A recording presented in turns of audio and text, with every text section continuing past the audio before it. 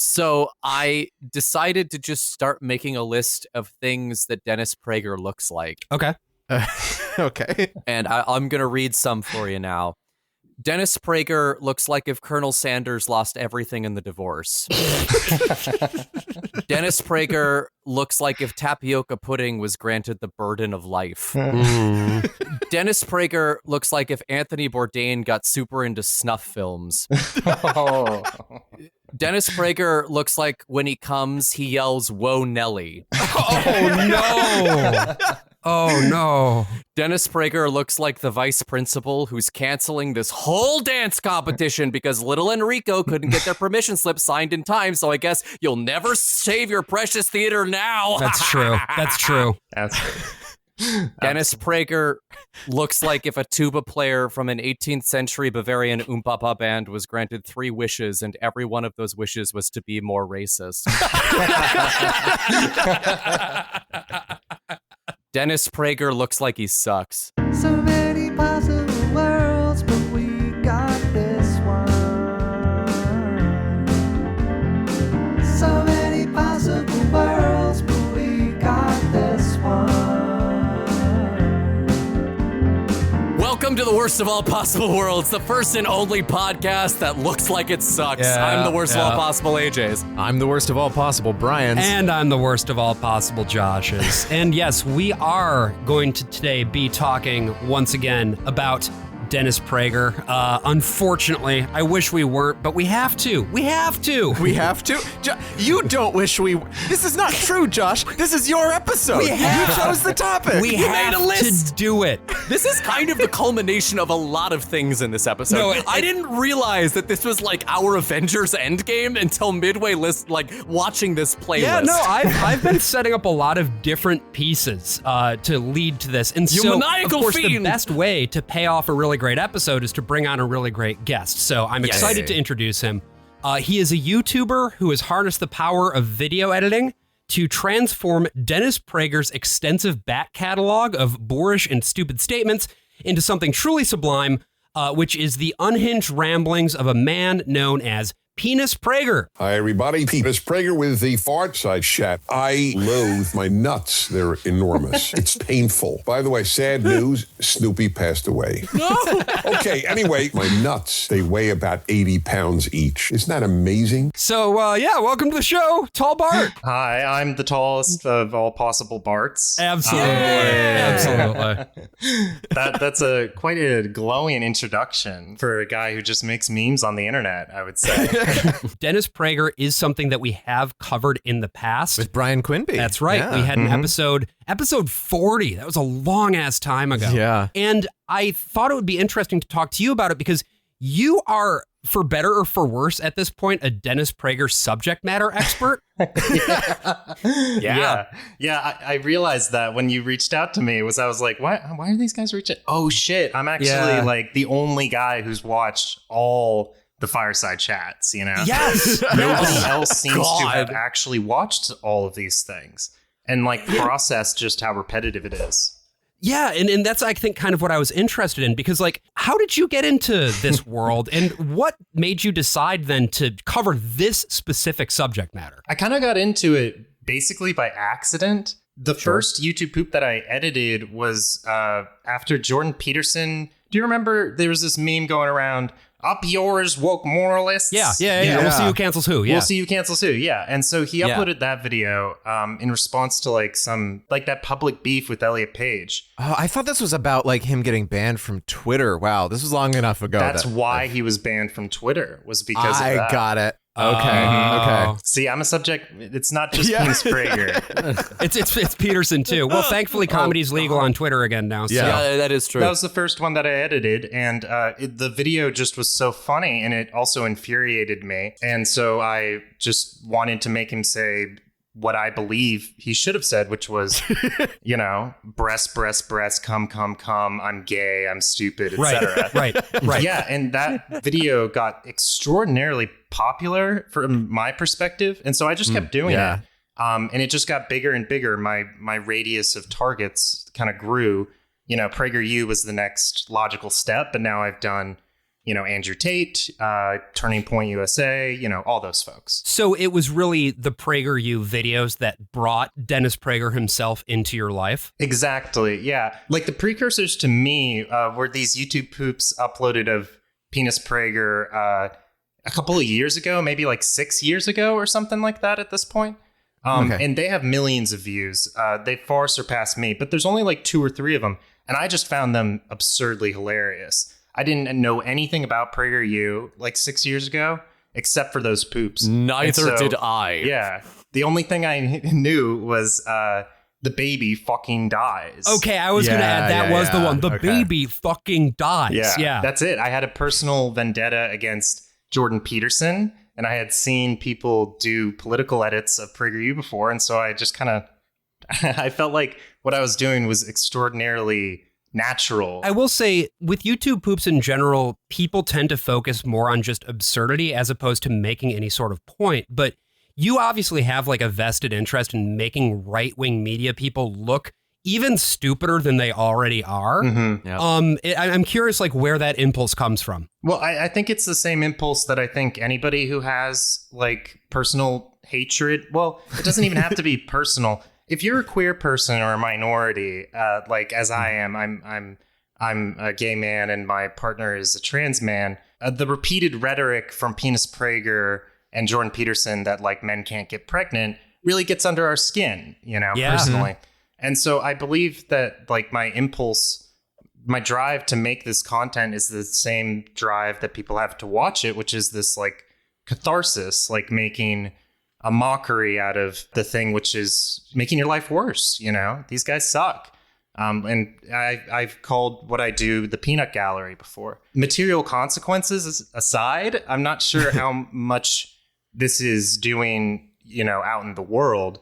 But if a few people's first introduction to Dennis Prager is Penis Prager, and they forever know him as Penis Prager, then I feel like I've done a good thing. So that's why I do it. How do you keep yourself sane watching that much material? Like, how did you get through the fireside chats? Because there are so many fireside chats. Yeah. I feel like I'm being extra earnest on this, which is not really on brand for me. But like, yeah, I was in the midst of like a horrible depression, moving. I was in a very bad living spot.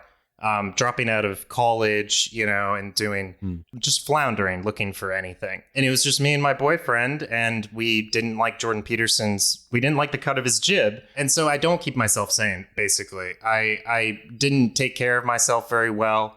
It's actually only recently that I realized just how much this has like gotten to me. Doing the streams, collaborating with my viewers on these poops and stuff, like the community that's been built, it just keeps me coming back. Sure. Because there's just so much love, and I feel like this is something sort of unique, Yeah, being able to publicly incorporate a community into the work that you do is really interesting, especially with something as like solitary as editing, where it's just you alone with Dennis the whole time. Yeah. What I love to encourage is that like I said at the beginning, I don't feel like I did anything amazing here. I make tutorials on how to make YouTube poops exactly as I do. Yeah. And I want people to understand that they can pick up a graffiti can too and start spraying the walls of PragerU. Like this isn't something that I invented, and I'm not gonna be the last one to do it. Well, I think too, we've had a very similar experience with our show, because the thing we keep coming back to is Adventures in Odyssey, which is this absolutely dog shit evangelical children's radio drama that Brian and I both listened to growing up. We, at this point, have listened to so much of that shit that it's become part of our DNA as a show and as people. And I think, Brian, you especially know what it's like to be alone in a fucking editing booth with, I guess, Phil Lawler. Yeah. Well, mostly I'm just stuck in this booth with you and AJ every single week. And sometimes I get into little arguments with you guys. And then I'm like, this will never be an actual conversation. This is something for me to throw away.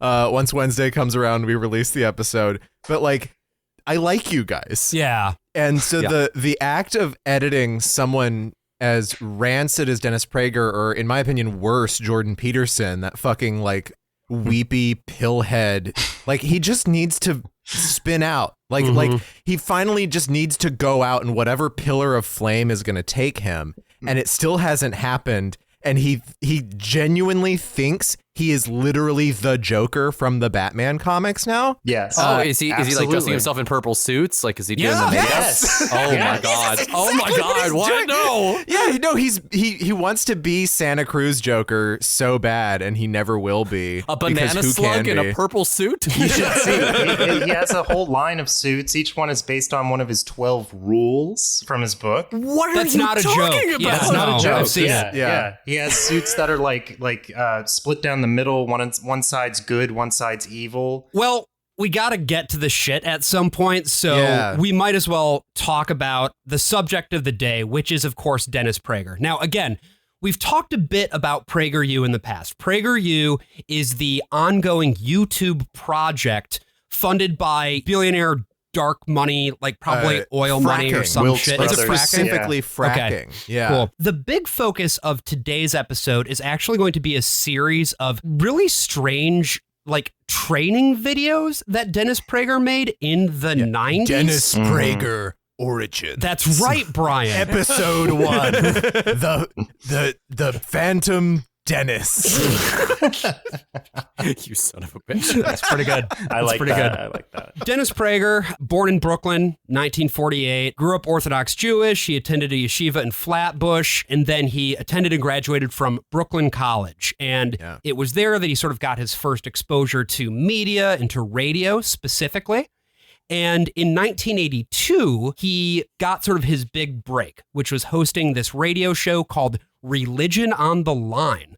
This was on KABC in Los Angeles. And has anybody, are there clips of this anywhere? I wasn't able to find anything about this other than the fact that it exists. You can find on like Internet Archive, C-SPAN, I believe, has Dennis Prager radio show going back to the 80s. Okay. Yeah. Oh, wow. Yeah, that's the thing about, like, because, you know, the radio show that we talk about got released on tape and CD and online and everything. But it was a spinoff of, like, James Dobson's radio show. And it's hard to get a hold of Oh, yeah, it's impossible. records of radio shows. Yeah. I don't know why all of this shit is now like lost media, you know?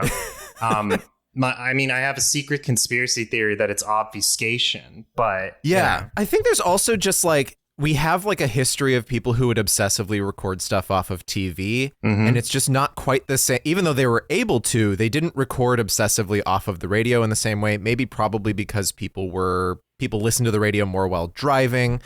But like radio was such a big force for political radicalization in the 70s and 80s and 90s. Sure, and because radio itself isn't as physical, it becomes more ephemeral. You know, like I know like Howard Stern has all of his archives, and there people did obsessively record Howard Stern. Yeah, going back to 80s radio, it's so important to American culture, and it is just a void. Well, it is just this complete den of shadows. I also think that those shows are ephemeral by design. Yeah. You know, the idea is, because it is effectively propaganda, that you listen to it and you just absorb it over a period of time, but you can't necessarily pin down any of that shit. You just sort of like inhale the slop and gradually it rewires your brain. But I think that, and this is maybe the point that you were making, Bart, like there is an advantage to not necessarily being able to know what specifically was said, because it just becomes this like miasma of I'm really content. happy that we're acknowledging this up front, is that when we talk about, I'm sure, for goodness sake, it's going to be hard. It's slippery. It's a very slippery movie. And that's by design. And that's the same way with PragerU and with all like anti-communist right-wing propaganda, all that ilk, is they get their power through obfuscation and repetition.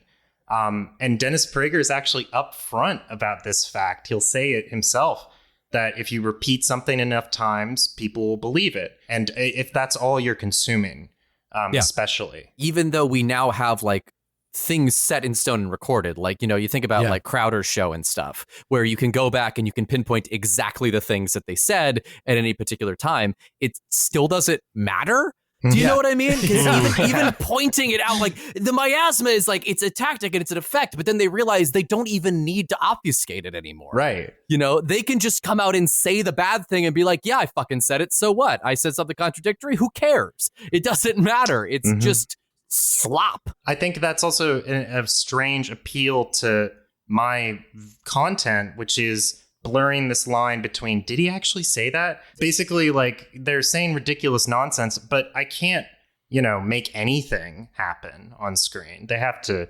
say ridiculous things for me to sentence mix. The game also becomes playing with the audience's, like, relationship to the character, of Penis Prager, I don't know. I spend a lot of time thinking about this. You are actually just bringing Prager's id to the forefront. It's Exactly. not that you are creating anything out of nothing. It's just that you, like a collage artist, are making art out of disparate parts. It's just all the parts happen to belong to just like a horrible human being. Precisely. And I think that's something you'll find is if you pay attention to somebody's speech, study it like that much, it says a lot about them, what kind of idioms they use. Dennis Prager often uses very like violent metaphors and imagery, and it's very chilling, but it makes it really easy to sentence mix him to sound like a psychopath. Right. Exactly. You can take, Dennis Prager issuing credible threats against minorities, sort of, and turn it into Penis Prager talking about how he wants to, do that to himself or to his wife or to his balls or whatever. Yeah. Or if it's shocking enough, include it wholesale, as I've started doing recently. Yeah. And those are so jarring because it's just like, ha ha ha, we're having fun. Here's this obviously made up thing. You can see the cuts. And then you just have like something where there are no cuts and you're like, oh my God. So to the point of consistent voice, right, regarding Dennis Prager, I think it's that consistent voice that made people so interested in what he had to offer. He was consistently saying the same thing, and he was talking about these moral ideas, as he put it at least, from a religious perspective. And that religious perspective for him was, of course, Orthodox Judaism.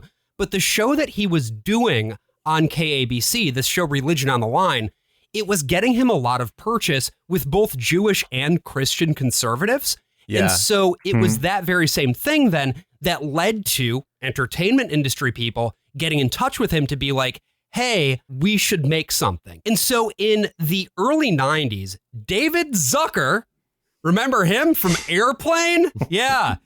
David Zucker comes in and basically pitches Prager on adapting his material, his books, his talks, whatever, into a short form training video. And this project ends up being something called For Goodness Sake, which is, again, what we're going to be talking about today. Yeah, the thing that blew my mind here was that it's Zucker's piece. It is his idea. He wanted to make this. It's based on Prager's work, but it wasn't Prager talking to his friend David Zucker. It was Zucker being like, the world needs to know the revolutionary message of be good. Yeah, it's eerie. One other very important man who we must mention at this point, too, a man known as Alan Estrin.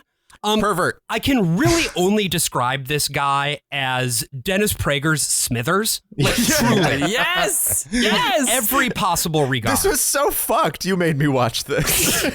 So Alan Estrin is a screenwriter. I get he did the script for Pocahontas 2. Right? Yeah, that's his right, biggest credit. Bart, you actually sent me a video clip from a Fireside Chat, which is the ongoing, like, weekly thing that Dennis Prager does where he just, like, talks at you. Right. And in this one from 2019, he's talking with Alan Estrin. And Alan Estrin is, again, fully in love with Dennis Prager here. And he reads this journal entry about the day that they met. I often wrote headlines of what happened that day. Met Dennis Prager, ! And this is what I wrote. Today was an important day in my life. I met the man who has changed the way I think, Dennis Prager.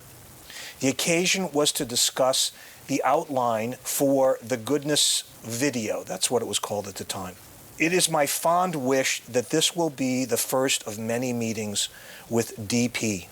To have this great man as my friend would indeed be an honor. It absolutely speaks to the power that like Dennis Prager has over people. Strangely enough, his charisma is something that's kind of undeniable, but to see in action somebody of like equal age to the man too, revere him as if he is the second coming is just inexplicable. I mean, it's also that thing that you have obviously watched a lot of footage of Dennis Prager, and I have watched infinitely less, but my impression of him when he's on screen is that he has the charisma of like a fish on a dock with no water, just like slowly dying. Like that, I can watch it as the train wreck that he is, but like I'm not pulled in being like, oh, this guy's got all the fucking answers. I disagree, AJ. I mean, I don't like him, but I get the appeal. I really do. Really? Okay. Yeah. I really just I rubs see me him the wrong as way a then. kind of skilled regional manager.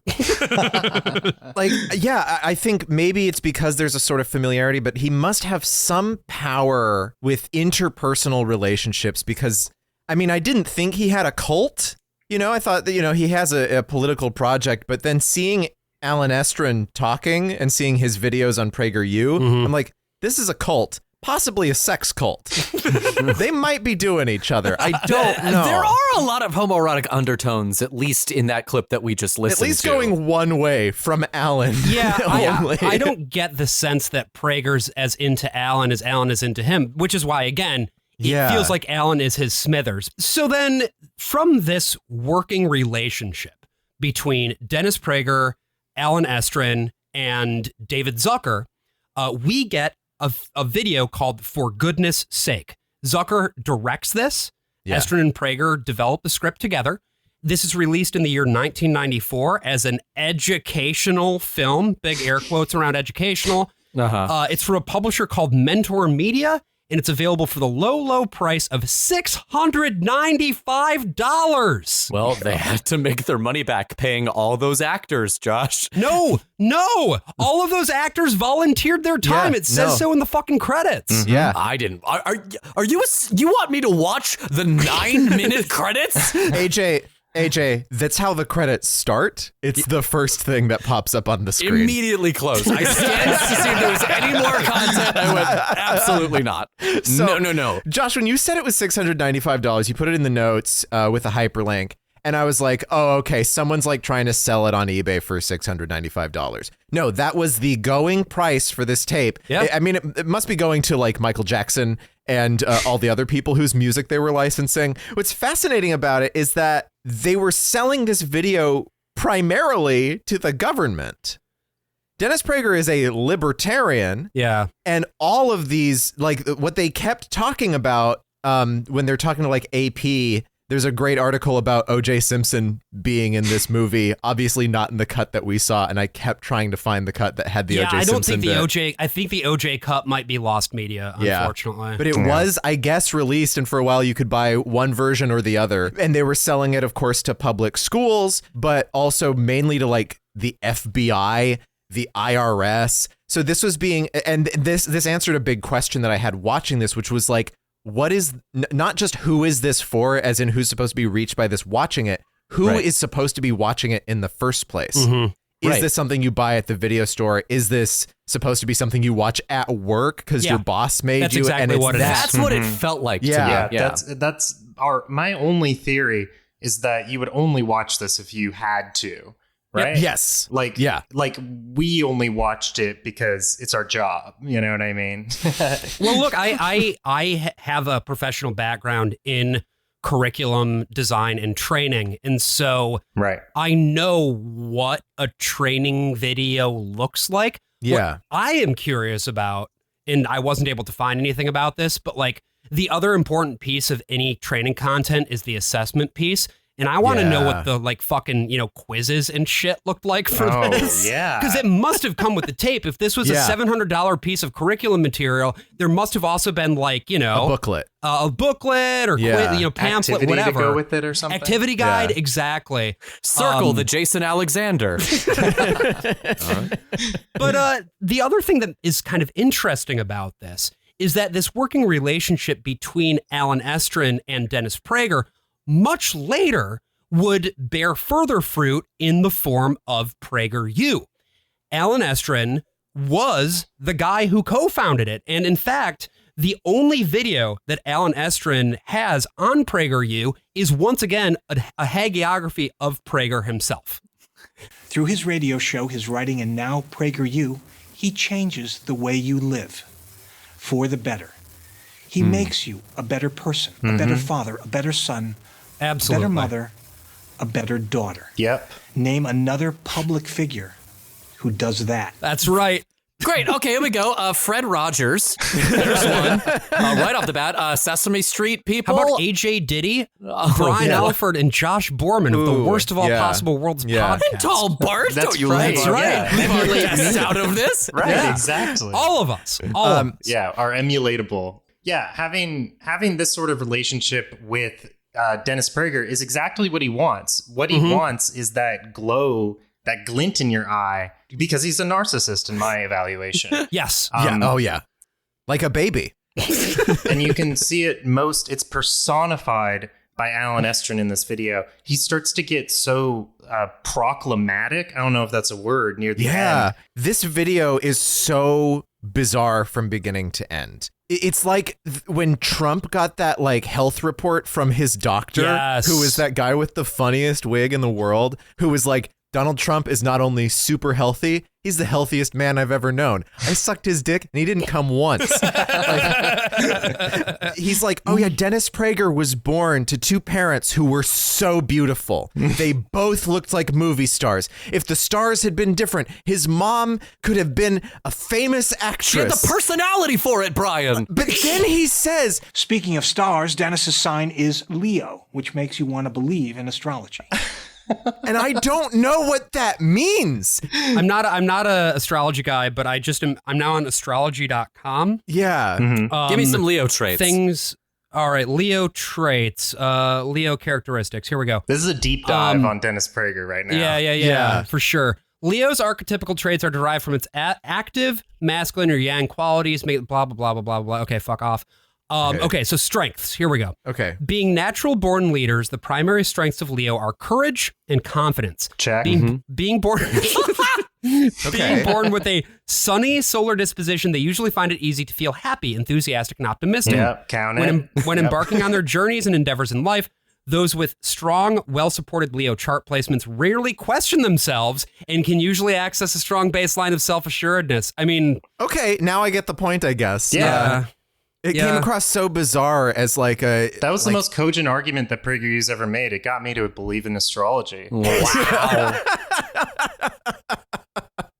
So Prager has this reputation when this video comes out of being on the radio for 10 years already, which I didn't know. I didn't know who he was before PragerU. And also being like this guy who wrote books that were like guides to Jewishness to like a Christian audience. It kind of reminds me of William F. Buckley writing God and Man at Yale, where that entire book is him sort of carving out a place. I mean, Buckley was even more right wing and I think even more talented and even less charismatic, but he was carving out this place saying like, you got to get Catholics into conservatism. We are also racist. We can also be very fascist. You just have to get over your anti-Catholic bigotry. Let us in and we'll keep everyone else out. Yeah, and I feel like with Buckley, obviously you're targeting a much more highbrow audience, right? You've got people who really want to think of themselves as intellectuals, whereas Prager, he's targeting a decidedly middlebrow audience. More than middlebrow, he's pandering to he's always pandered to a younger audience. Yes. I suppose when he was a little bit younger, his charm was that he was so well spoken and put together, and so his appeal was probably to old people, but as he's gotten older, he's specifically targeting kids, people who have not like solidified their worldview yet. It is funny. It's funny in that hagiography too, of just like how much he's trying to go out of his way to convince you that Dennis Prager was like the coolest kid in high school because of his principles. Right. And I'm like, there's no way this guy didn't have the absolute shit beat out of him on a daily basis. This fucking like Dennis Prager was in the lowest percentile of all of the class, but he was the only kid who didn't cheat. And then he led a big anti-cheating campaign, and all the kids were like, wow, Dennis Prager is so cool with his movie star parents. I won't cheat anymore. There. If you Google, then this is true, young Dennis Prager, and go into Google Images, the fifth thing that comes up is just Wallace Shawn. He recently actually released his high school graduation photos. I used them in one of my thumbnails. Oh God! That's where that came from. He looks exactly the same. It's really creepy. It's like when you actually put like the face app de-aging shit. It's so funny too because he starts this project. He does For Goodness Sake, and you sit down and you start watching this thing, and the first thing that jumps out at you is that just how it was made for absolutely no money whatsoever, like $- but they got all these big names to do it. I'm assuming because like David Zucker would owe them a favor in the future. No, this is clearly a project that was produced purely on personal favors. And when you think about where it's not just David Zucker, by the way, Jim Abrahams also has a credit on this.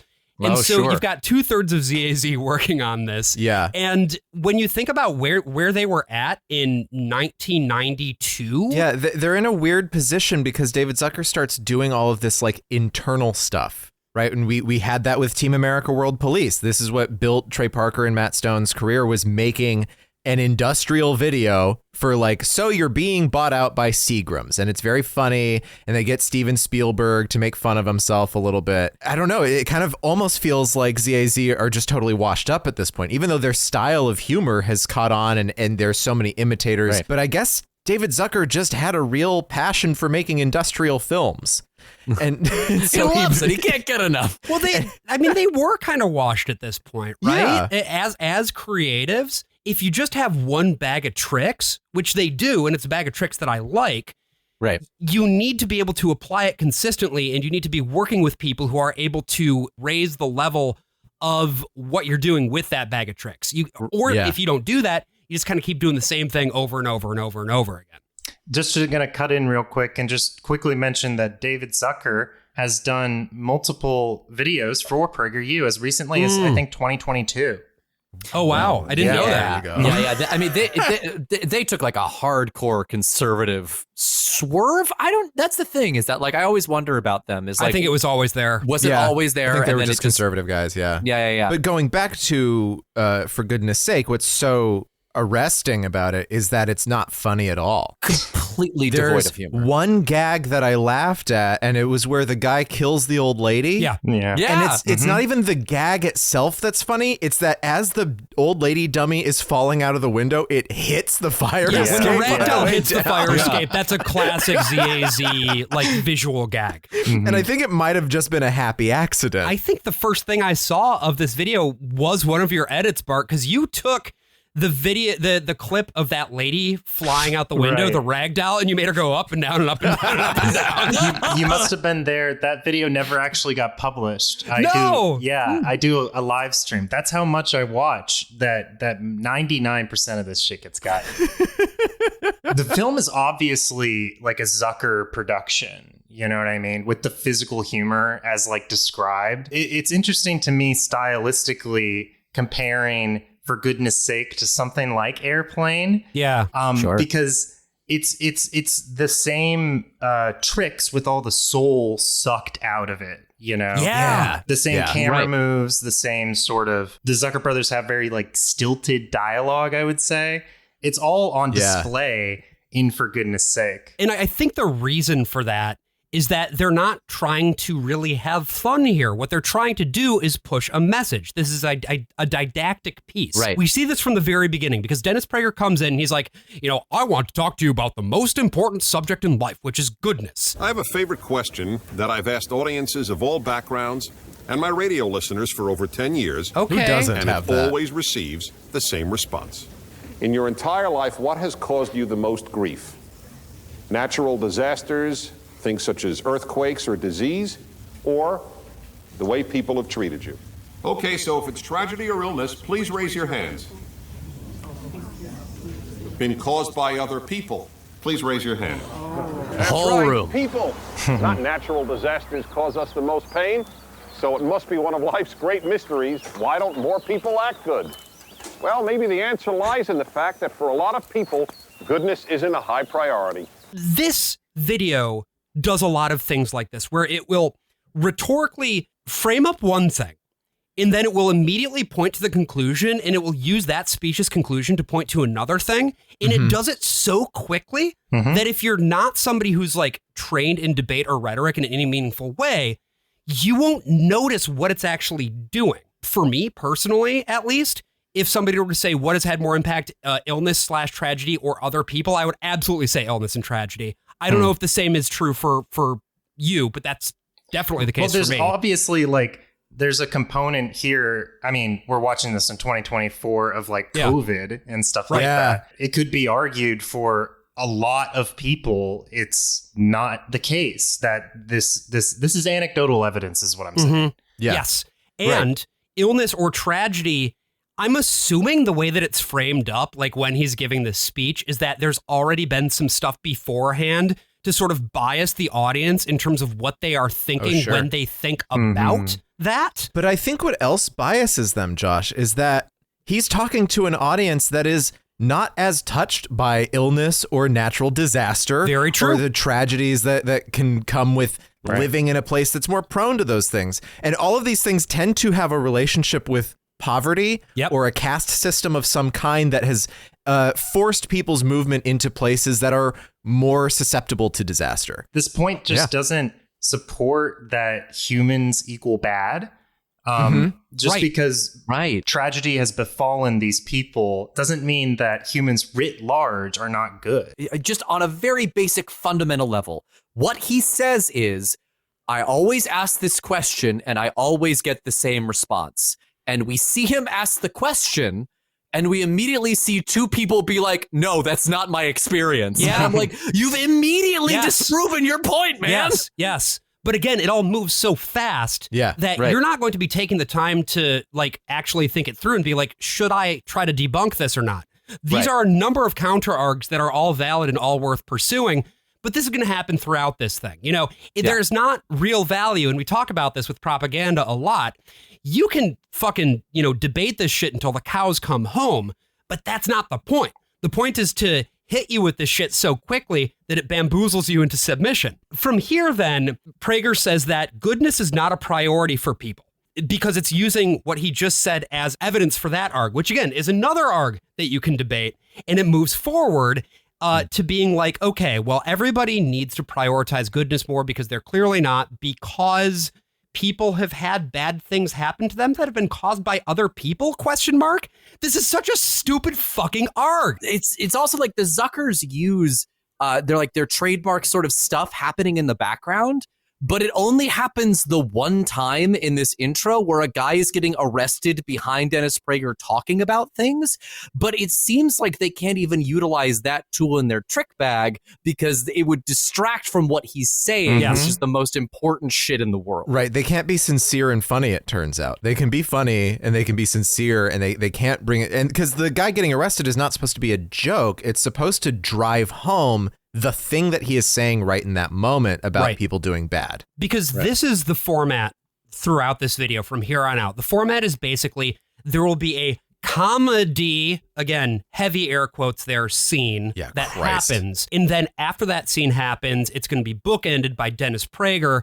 Like the camera will pan over to him and he's got this little witticism and a bon mot and then like a point to make. Another person who does this sort of rapid fire argumentation where it's not even really like point A leading to point B leading to point C. It's like point A leading to point B and now point C comes up right afterwards as though it's supposed to connect, but it's also not supposed to connect. You can kind of point to it, be like, no, you don't understand the argument that I'm making, because he does have a point for why it's not a priority. The underlying message is very simple. It's just humans bad, essentially.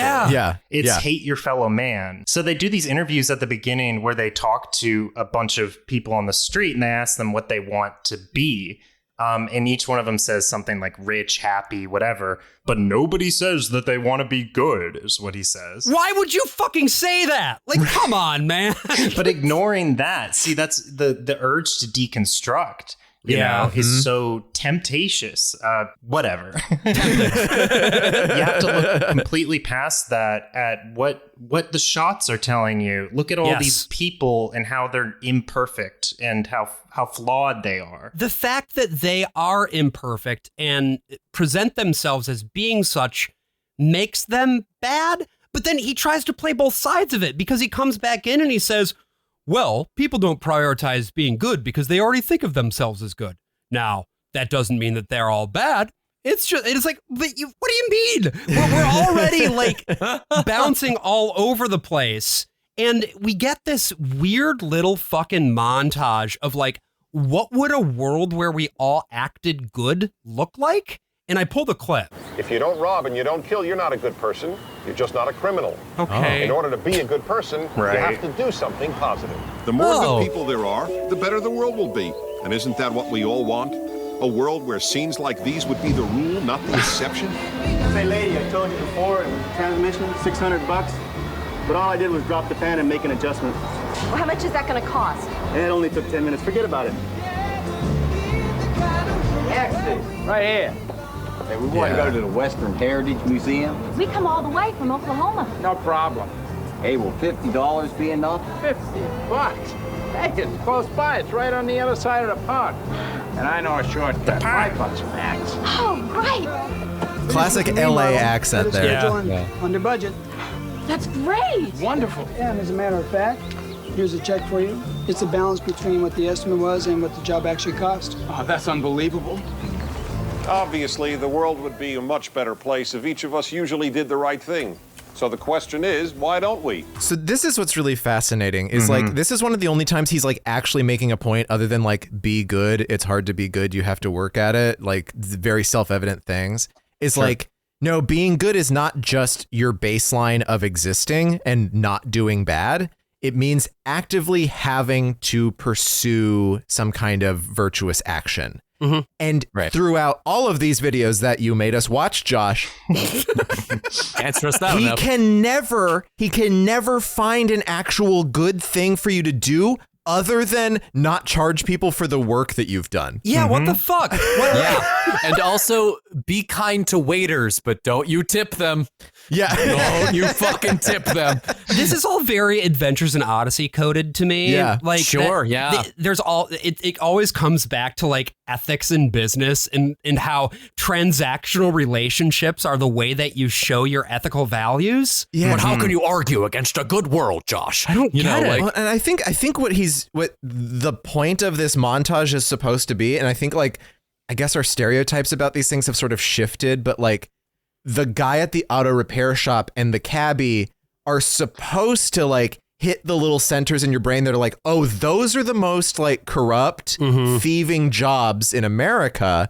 And wouldn't it be crazy if there was a world where like one guy at the Jiffy Lube was just honest with you, or one cabbie. Imagine if people did, basic acts of kindness to one another. Dennis Prager can't imagine that world. He doesn't live in that I'm seeing world. the chiral vectors like I was talking about with Marcos on the Western Kabuki episode. It's so many hands. It's fucking Jerry Jenkins not getting the cookie that he wants whenever he goes to the Mrs. Fields, right? It's just like, oh, they're always screwing me. I go and I tell them to just like change the oil, and then they tell me that they want to do the tire rotation and they charge me another $50. It's less be good than be nice to me specifically.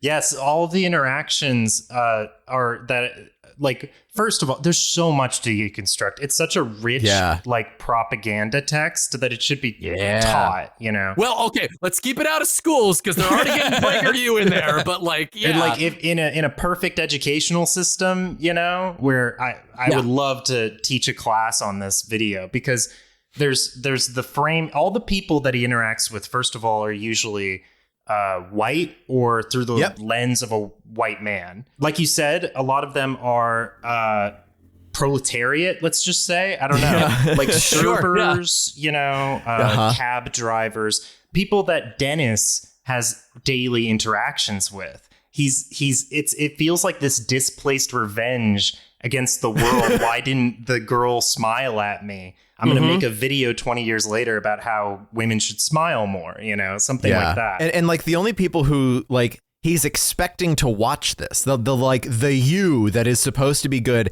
All the exercises, all of the examples and everything are of people who live in suburbs, who are middle class or upper middle class. So like everybody is just like a side character in a Curb Your Enthusiasm episode. Precisely. But Larry David has the introspection to know like this is a show about a guy who does not live the life of a normal person in America. He's a comfortable rich asshole who's dealing with like country club politics and shit like that. Yeah, it's like an unironic like Lynchian representation of like suburbia, Well, and to the point of Larry David, we go on a little bit here, right? And we get some other stuff. We get that old lady ragdolling out the window that we mentioned earlier. Right. We have this absolutely bizarre little thing where Prager differentiates between being good and being a goody-goody. We get Bob Saget performing surgery on Florence Henderson with a jigsaw, which is okay, I guess. We have the brother from the Wonder Years cheating on a test. But this all leads us to a scene with Jason Alexander, George Costanza himself. Hell yeah. Is buying a VCR from an electronics store, and they accidentally give him the pricier model. And he's about to take it out of the store when he gets sort of the angel and devil perched on his shoulder. Babe, I can't believe it. You could never afford this. The R5 UC, 4-head digital audio tracking, flying erase, and Unicommander remote. Guys, I want hi-fi stereo sound as much as anyone, but you can't just walk out with something you didn't pay for. Come on, babe, come on. Look at this place. It's huge. Just leave with it. It's not going to make any difference. One little bit of VCR. Jason Alexander has to walk so slowly out of the store. But it's wrong. It's no different than stealing. Don't listen to him. He's stupid. He's a pinhead. You feel fine. Let's go. I'm bringing it back. No! You were out the door. Yeah, the bad thing does feel good, but just for that moment. On the other hand, when you do good, you'll feel good for a very long time. Shut the fuck up, afterwards. Dennis. This is really Jason Alexander is really elevating the material here. I disagree. Tony award-winning actor Jason Alexander right there. Yeah. Broadway's own Jason Alexander, who got his fucking start in a Stephen Sondheim musical at age 19 and got like the only good reviews out of anyone in that cast. He did, because he's always been a 45-year-old man. Yeah, he sucks in this. He's fucking terrible. Yeah. The intention is sloppy. They do a bad thing where they need to have him keep walking throughout this entire exchange and not get outside of the store. So he's taking literal baby steps as the fucking... Don't say that around Dennis Prager. He'll get very upset. Oh, no. Most selfish steps there are, baby steps. It's just rotten. It is a rotten performance on all three parts that he is playing here. And this sort of leads to a greater conversation that this piece wants to have, which is don't steal from businesses. Right. Yes. That's the worst thing you could do. Don't vandalize and don't steal from businesses. Yeah. And say please and thank you. This exact situation happened to me at Best Buy one time. It wasn't like giving me the $900 thing rather than the $300 thing. I think I got like the $400 thing rather than the $300 thing. Okay. So did you listen to the devil? I certainly did. Yeah. Josh's devil is also Jason Alexander in sunglasses. I imagine that in Josh's head, you have like two little Dutch boys, and one is this like chocolate eating, wine drinking. He's like riding on top of a windmill, and then the other one is studiously sticking all of his fingers in various dikes. Yeah, for sure. So you've got Hans Brinker on the good side and Bonds Hrinker on the bad side. And Bonds Hrinker is like, it is okay. All you need to do is invent the stock market. And then Josh is like, yeah, I will steal this for $400 thing is basically where that story ends. And the other one's like, my fingers are so fat. That bit is going to hit so hard for our like 100 Dutch listeners. Yeah, I mean, so this whole illustration here with Jason Alexander and the VCR is basically part of Prager's broader thesis about human nature and like inherent goodness or evil, which is basically, it's a study in contrasts. Okay, so now we've seen some reasons why people don't do more good. But there are other obstacles to goodness that are simply part of our human nature. The most important being, are you ready? We're not basically good. Now, we're not basically bad either. Oh. But in every one of us, there is a will to do good and a will to do bad. Knowing that we all have these two opposing wills can be unbelievably helpful to us. It tells us that bad thoughts are normal. What counts is whether or not we act on those thoughts. So this is interesting because for a brief moment, maybe just a frame or two, they do a fade out into the next scene, but it's just Dennis Prager fading into a different Dennis Prager. What a nightmare. I wonder if that's where like the OJ segment was. Oh! The illustration that Prager uses here is a guy whose mom is in a nursing home who sometimes fantasizes about his mom dying in a horrible wheelchair accident. He's like, we all feel like that. Yeah, and Prager talks to this guy and he's like, well, you know, your mother is a huge financial burden, but you never act on those horrible feelings. You keep paying for her care, and so that makes you a good person. And I was like, what? It encapsulates basically Dennis Prager as a man. I feel like he's normalizing having murderous thoughts about those around you.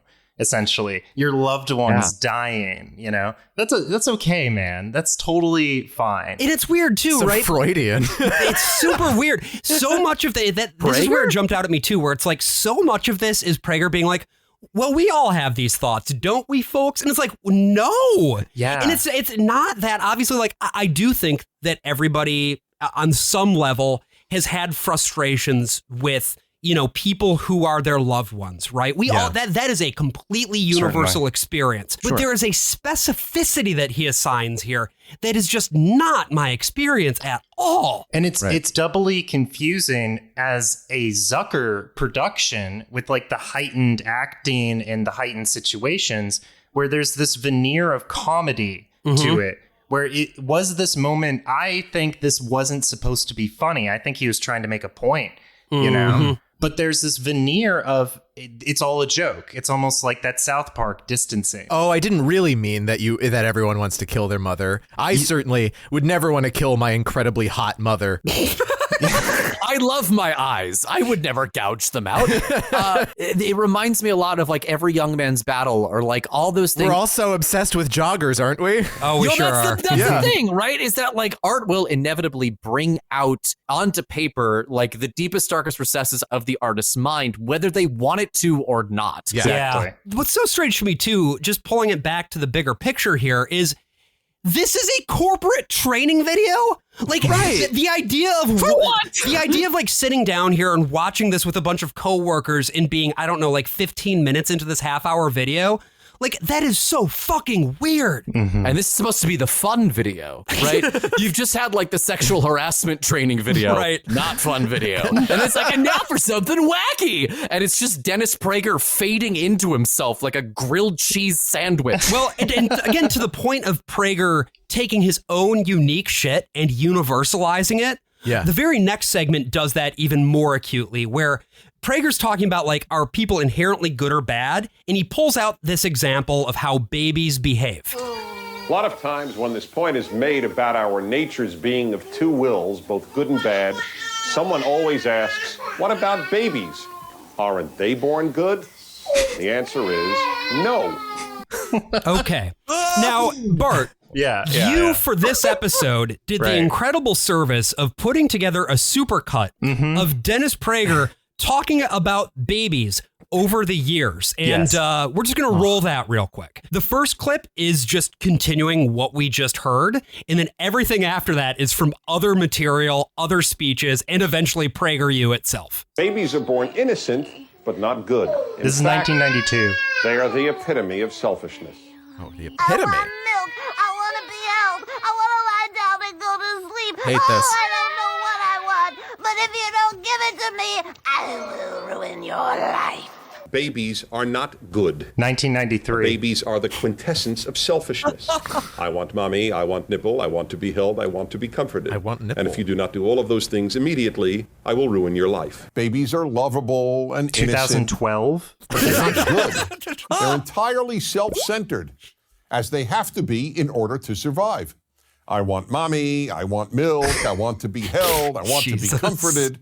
And if you do not do all these things immediately, I will ruin your life. Babies are not good. And this Babies is are the 2022. quintessence of narcissism. Oh my God. I want nipple, I want milk, I want mommy. Oh my God, and if you dude. do not give me all of these things, I will ruin your life. What is it? Ruin your life? Just that they will annoy you by crying? Well, you know that babies love threatening people. No, it's just comedic hyperbole again. It's just he's being Obviously, he doesn't hate babies. Obviously. He's not saying that they're bad. No. So I've actually talked about this before way back. I heard this growing up in church. Oh. I had multiple, and also in school, teachers, pastors, youth pastors, they love going back to this bit. They don't phrase it quite the same way that Dennis Prager does, but the point is always very clear that being a baby is being selfish. Yeah. Is having, I guess, sort of a sinful nature, although Southern Baptists don't believe in original sin. I think I now know, yes. Yes. By the way, I had nothing to do with that conference. I just want to say, I know that I am now canonically a Southern Baptist. I had nothing to do with that shit. He kept casting dissenting votes. Hates IVF. It's the thing he's most opposed to in this Oh, boy. Oh no. You're going to hate me then, because I'm an IVF baby. I'm a test tube baby. Oh, really? Yeah, that's right. Whit gives this entire speech in Adventures in Odyssey early on, where he's talking. Prager says people are not inherently evil as well, which he kind of tosses out later on in life. But Whit in Adventures in Odyssey says people are basically evil. And he gives the notion that goodness always has to be taught. You never have to teach someone how to be bad. And Penis Prager's delivery of that is he's such a blunt propagandist also, where he'll just say outright, babies, they're not good. As if it's a ridiculous proposition. So my boyfriend, he's like the second part of kind of our duo of Tall Bart. He has 2 master's degrees. I have no degrees at all. But he wrote one of his theses on anti-communist propaganda in schools. It's given me sort of this unique perspective. And what he's told me is basically that Penis Prager is the most uneloquent, straightforward propagandist that he's ever witnessed, but it's almost like he's like a machine, man. Yeah, like he will just point after point after point. Yep. Yeah, and it's interesting that Prager didn't catch on really the way that other people in the field that doing the same things that he was doing. Prager couldn't keep up with them until he came up with his YouTube channel thing.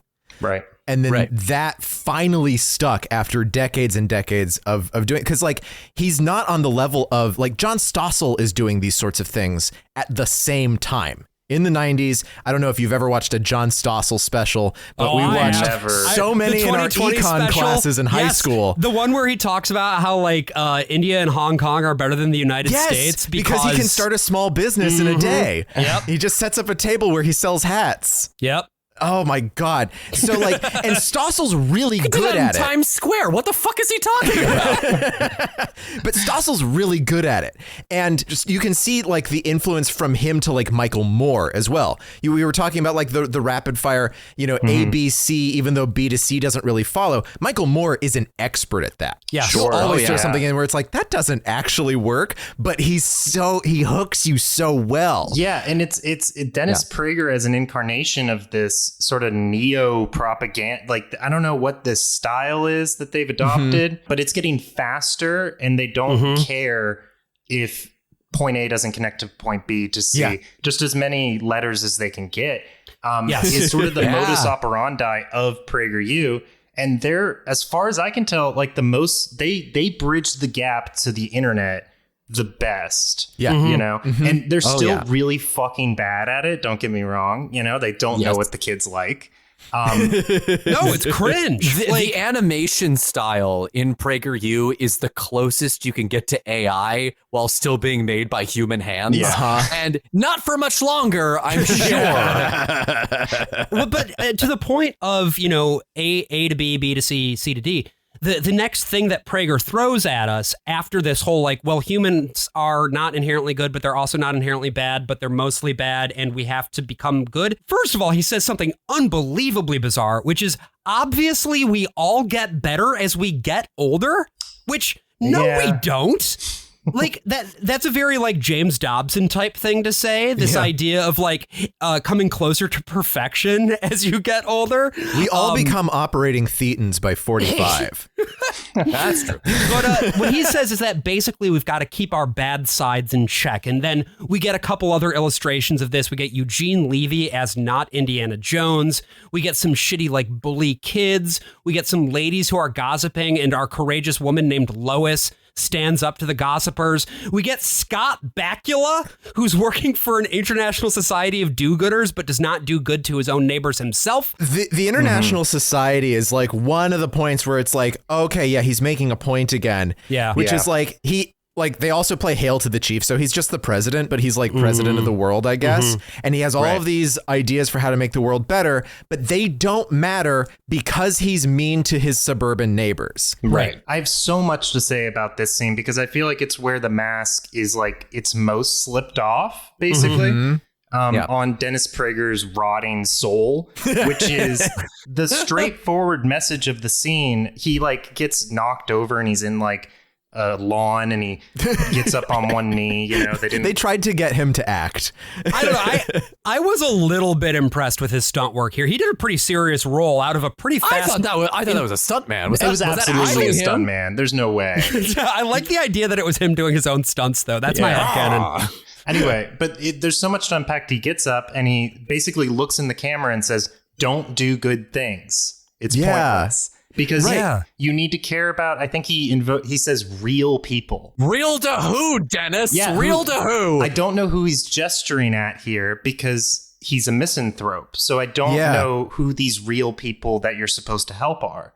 I think Prager takes care of his people. I think he takes care of the people around him. And that's why he's been able to make the friends that he's had and been able to continue on with, people working with him since the 90s. Well, he's had 3 wives. You keep that in mind. Prager, he sees this idea that if you have any project to improve the world at scale, it is bullshit. It cannot be done. And I'm going to tell the entire world that it cannot be done so I can change the world for the better.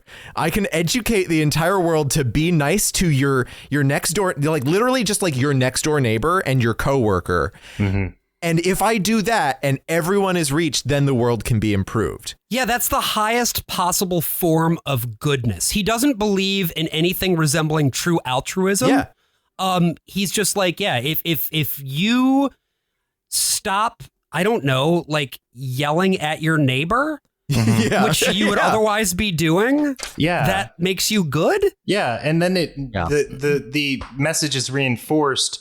It's okay. It's only a mild transgression to be an angry fuck who yells at your neighbor. There's also something too that's very insidious about the gossip portion of this too, where it's very clear. Only women do that. It's only women do that. And also, women shouldn't gossip because then they'll find out what the men are doing.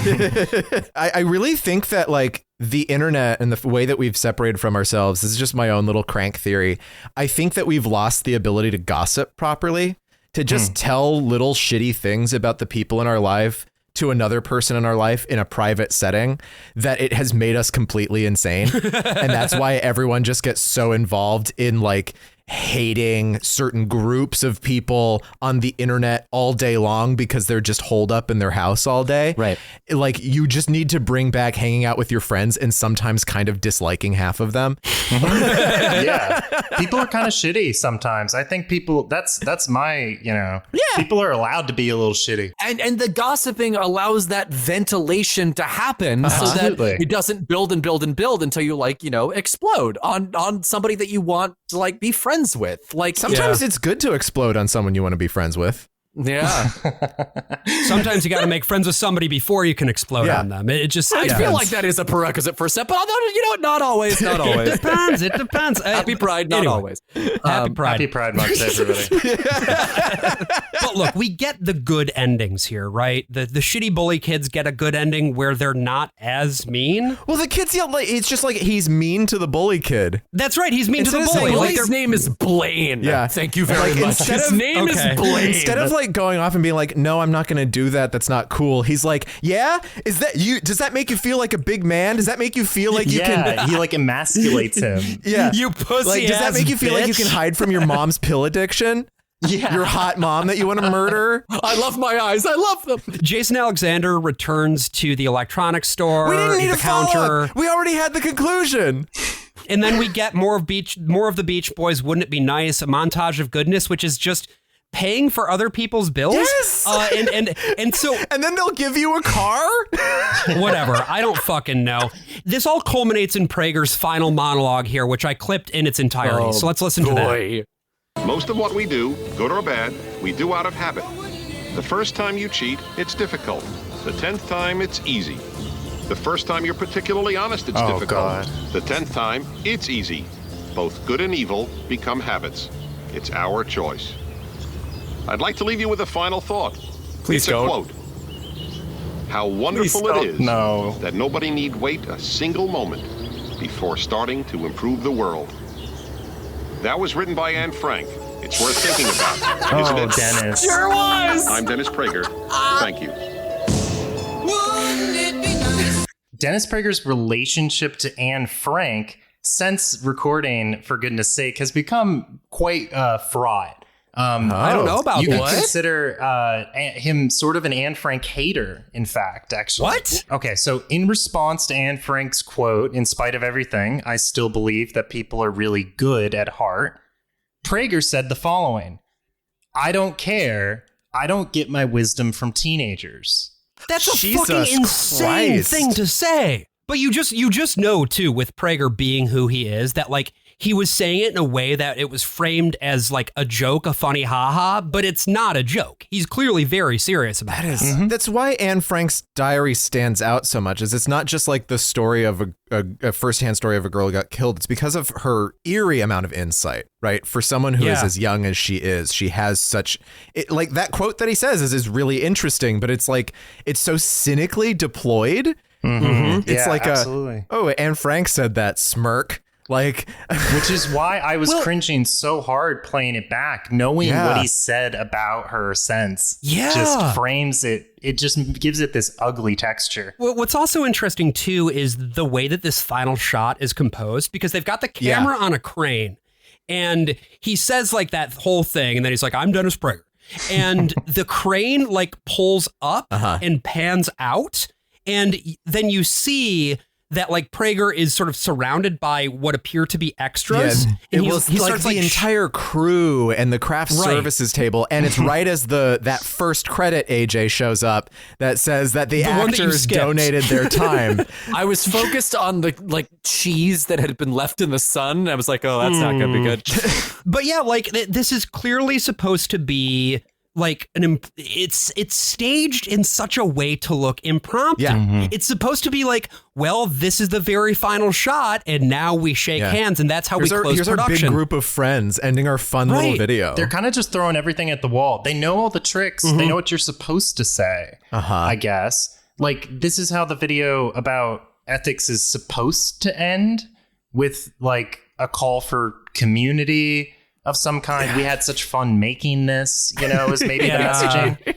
Like, the question being asked by the viewer at the end is, who the fuck made this? You know what I mean? And so they just show you, We've got plenty more where that came from, unfortunately, because now that we have taken a look at goodness and what goodness is, well, guess what?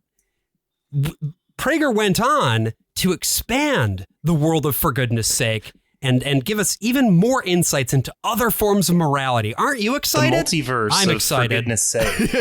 So we'll be back with you in the second half to dive into the Pragerverse. Yes. Right after a message from our dear sponsor. Dennis Prager? Greetings, middle managers desperately hoping to be liked. Dennis the Menace Prager here. The answer to the question, what if your worst uncle got super into leg day? I could crack a walnut with these gams. You learned how to be good with For Goodness Sake 1. You learned how to be gooder with 2 for 2 Goodness 2 Sake. Now, learn how to be goodest with For Goodness Sake 3, except all the E's are 3s. An educational romp that will make you say, wow, that guy really seems to hate babies. For the low price of $1,800 American dollars, you too can own a VHS copy of the third installment in the hit educational series that asks all the big questions of the universe. What does it mean to be good? And why won't my underlings smile when I let them serve me? And if babies are so great, then why are there no baby bus drivers? Their tiny legs couldn't reach the pedals. That bus ain't going nowhere, pal. So buy For Goodness Sake 3, except all the E's are 3s today, so you too can learn how to be good and to hate babies the completely normal amount. Why do I hate babies so much? Why, the answer is simple, my friend. Because I never was one. That's right. When I came spelunking out of my mother's impeccable pelvis, I was already a middle-aged man. The doctors didn't know what to do with me, so impressed were they by my wit, my charisma, my fully formed penis that's normal and fine. At first, they all thought I would age backwards, like in that David Fincher movie, Zodiac. But in reality, I stayed exactly the same, and will stay exactly the same. Year after year, no older, no younger, just a middle-aged man. Forever. So buy For Goodness Sake 3, except all the E's are 3s today, and get your mind impregnated by my glorious idea seed. For Goodness Sake 3, except all the E's are 3s. Sake it to me. So, For Goodness Sake, huge hit. Everybody loved it. Amazing. People were just like tearing down the door, asking for more. And Dennis Prager. I love tearing down doors. Shut the That's fuck up. That's my favorite way to make a door go down is by tearing it. Shut the fuck up. It's as opposed to kicking, as opposed to knocking, opening on hinges. Hopping. No, but we people were clamoring for 2 for 2 Goodness 2 Sake. Absolutely. And what ended up happening then was they started working on it, and I don't know exactly when. I wasn't able to find timing on this, but what I did find. And this was thanks to you sending this along, Bart, was another clip of Alan Estrin, which again, this guy is Dennis Prager's Smithers. Pervert. He talks about how this came together in this clip from 2019. David could not direct the second one. He was busy. So he said to us, look, I can't do it, but I can recommend somebody. I met these two guys. They're very talented. They're from Denver, Colorado. They Boulder. just arrived in Los Angeles. I think they would be good for this project. And we said, look, David, you're the comedy genius. If you say they're good, they're good. Their names were Trey Parker and Matt Stone. The first project Trey Parker and Matt Stone did in Hollywood was For Goodness Sake 2. They arrived in Hollywood in a beat-up Honda Civic. That's how they started. And I think I can't I prove know it. what you'll say, and I agree with you. Go ahead. No, I think it had yes. a big influence on them. Correct. I do believe that. Mm-hmm. Yeah. I mean, there's even a term. It's South Park Republicans. You're going to say something about me, and I'm just going to say it's correct. I'm awesome. I'm the best. I mean, he takes credit for them, which, sure, but they had also worked on other things before this. We did a whole episode on Team America World Police where we went into great depth they about did the their Seagram careers. thing already. Right. Yeah. It's certainly an exaggeration. I agree. Yeah. But I I think the nugget of truth in there is disturbing to me. Yes, For Goodness Sake 2, the sequel to For Goodness Sake, released in 1996, has Trey Parker with the directing credit. This is really just picking right up where the last one went off. Similar format, similar vibe, but this time it's about racism. Mm-hmm. And this time around, he's joined by Larry Elder, who is another conservative talk radio host, and notably, Larry Elder is black. What would you say are the most important things about you? My values. My ability to recognize talent. Honest with my family and friends. I'm intelligent, I'm attractive. My personality is very important. I have no idea. Hello, I'm Dennis Prager. And I'm Larry Elder. You notice that no one said anything about race or ethnicity? Almost everything else, but not that. That's because deep down we all know that the color of our skin and where our ancestors were born don't tell anyone anything important about us. First of all, this is the exact same setup as For Goodness Sake 1, Dennis. You're reusing your material here. Yeah. Little bit. He's playing the hits. Anecdotal evidence right off the bat. I don't know how to deconstruct the problematic elements so much, but stylistically and presentation-wise, very dry compared to the bombast of For Goodness Sake 1.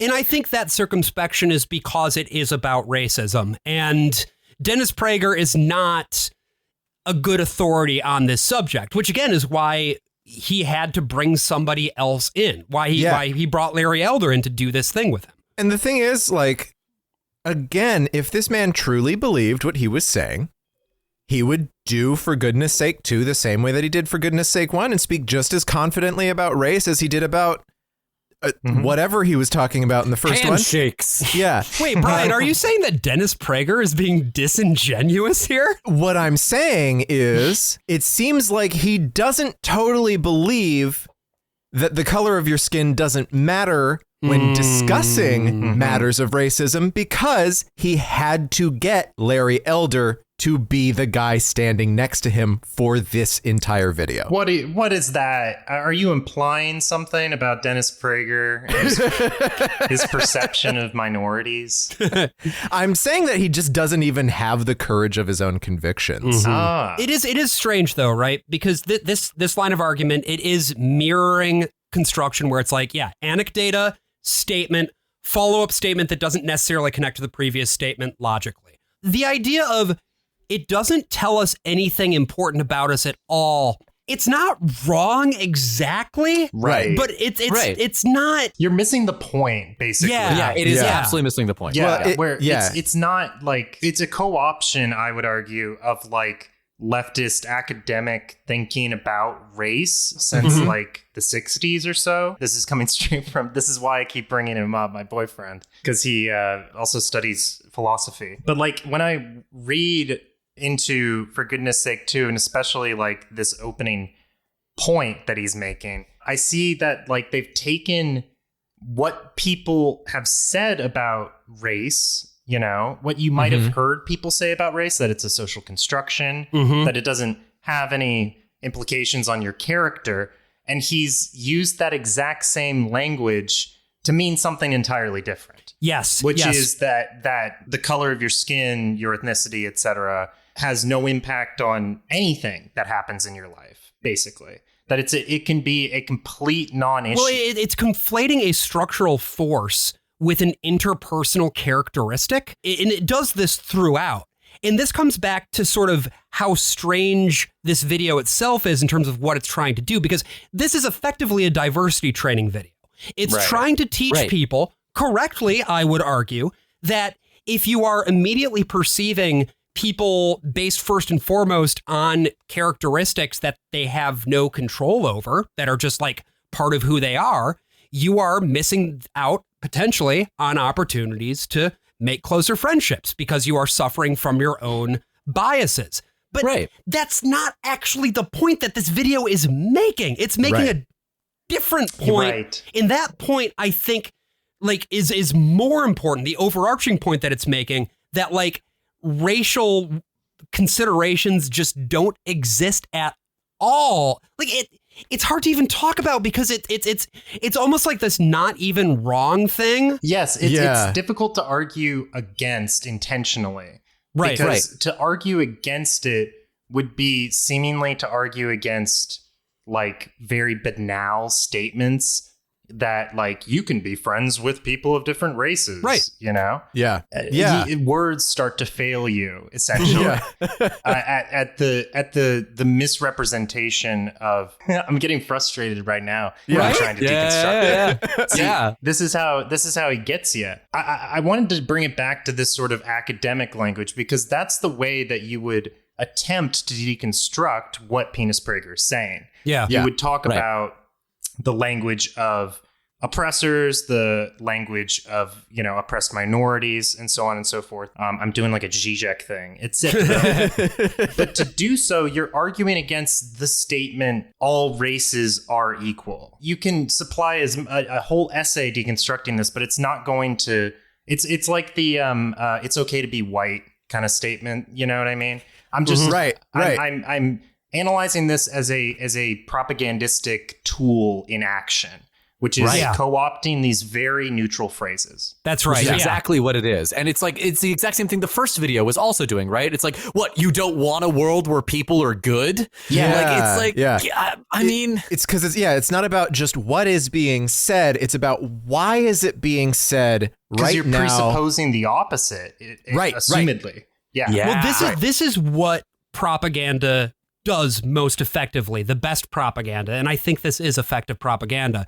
It takes words and gives you a definition that is misleading and or incomplete. And so by framing it up in this limited way, it also limits the possibilities of rhetoric and imagination to discuss these ideas.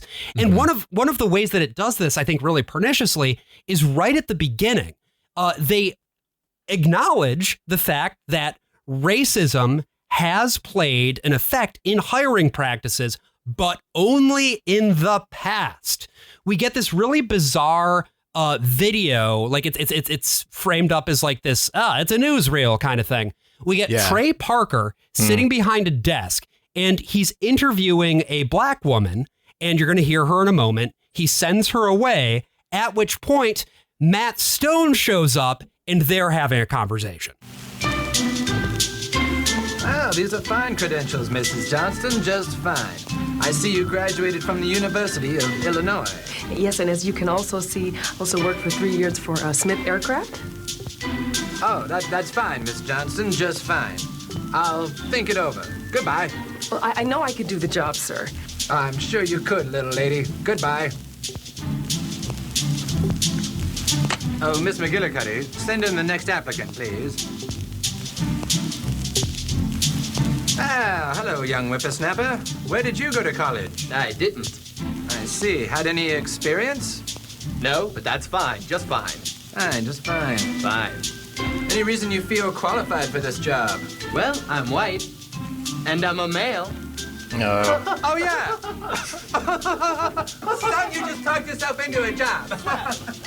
Well, that's how it often was, folks. Racial and ethnic minorities were often denied promotions or jobs, not because they weren't qualified, but because of their race, gender, or ethnicity. It's interesting to have Larry Elder talk about this. Is the 90s. Yeah. Larry Elder's old as fuck. He was around for the black and white times that they're showing in this film. The Los Angeles riots were in 1992, 4 years earlier. Which was an impetus. Alan Estrin, Zucker, and Dennis Prager all had the same reaction to the LA riots, which was, well, we got to make some fucking videos to put in people's offices. Yeah, if enough suburbanites who go to offices watch a video that says you should be good, also babies are cunts, then the LA riots will never happen again. Unironically, it was apparently the impetus for Zucker reaching out to Dennis Prager. Was his takes on the LA riots. Which, I mean, you can imagine what his takes on the LA riots would be. Yeah. This was such a traumatic event for white conservatives in America, the LA riots. Like it's really hard to, for people our age, this happened when we were very small children or before we were born. Like, this was a huge, huge moment. And it served as, I think, the basis for like how police policy, not just in Los Angeles, but around the entire country, starts to move forward. But they're saying it's like, oh, this was in the far off past of the 1950s and 60s, which were just not that long ago for them. Right. For Larry Elder, he lived in it and he's treating it like it's fucking Jack and the Beanstalk. Like it's like some sort of long passed down fairy tale of a time that Larry Elder was born in 1952 and Dennis Prager was born in the fucking 40s. It's so interesting because we did grow up with this narrative of like racism got solved in the 90s. Like that was a lot of we fixed it.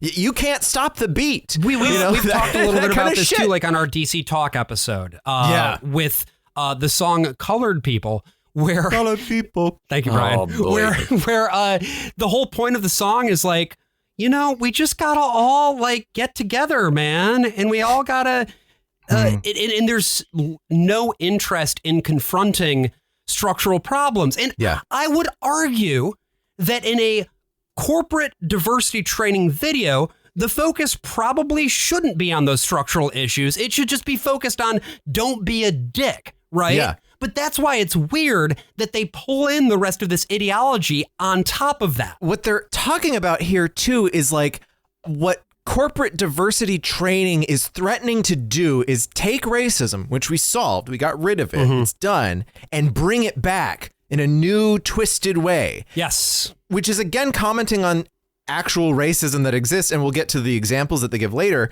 But like, well, the framing of it is also as if this has already occurred. That all the suits and stuff already have this woke ideology, to use a modern phrase. Well, this is the illustration that we get here, right? Where Prager comes out and he's like, well, you can solve this problem in one of two ways. One way is you can come up with new racial, ethnic, and gender considerations. And he's standing in front of a lemonade stand, and the kids are like portrayed as just having been hastily assembled.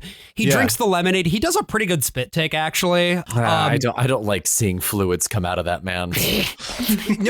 So he's like, the forced diversity brought like the worst kids in the neighborhood together to make shitty lemonade. Right.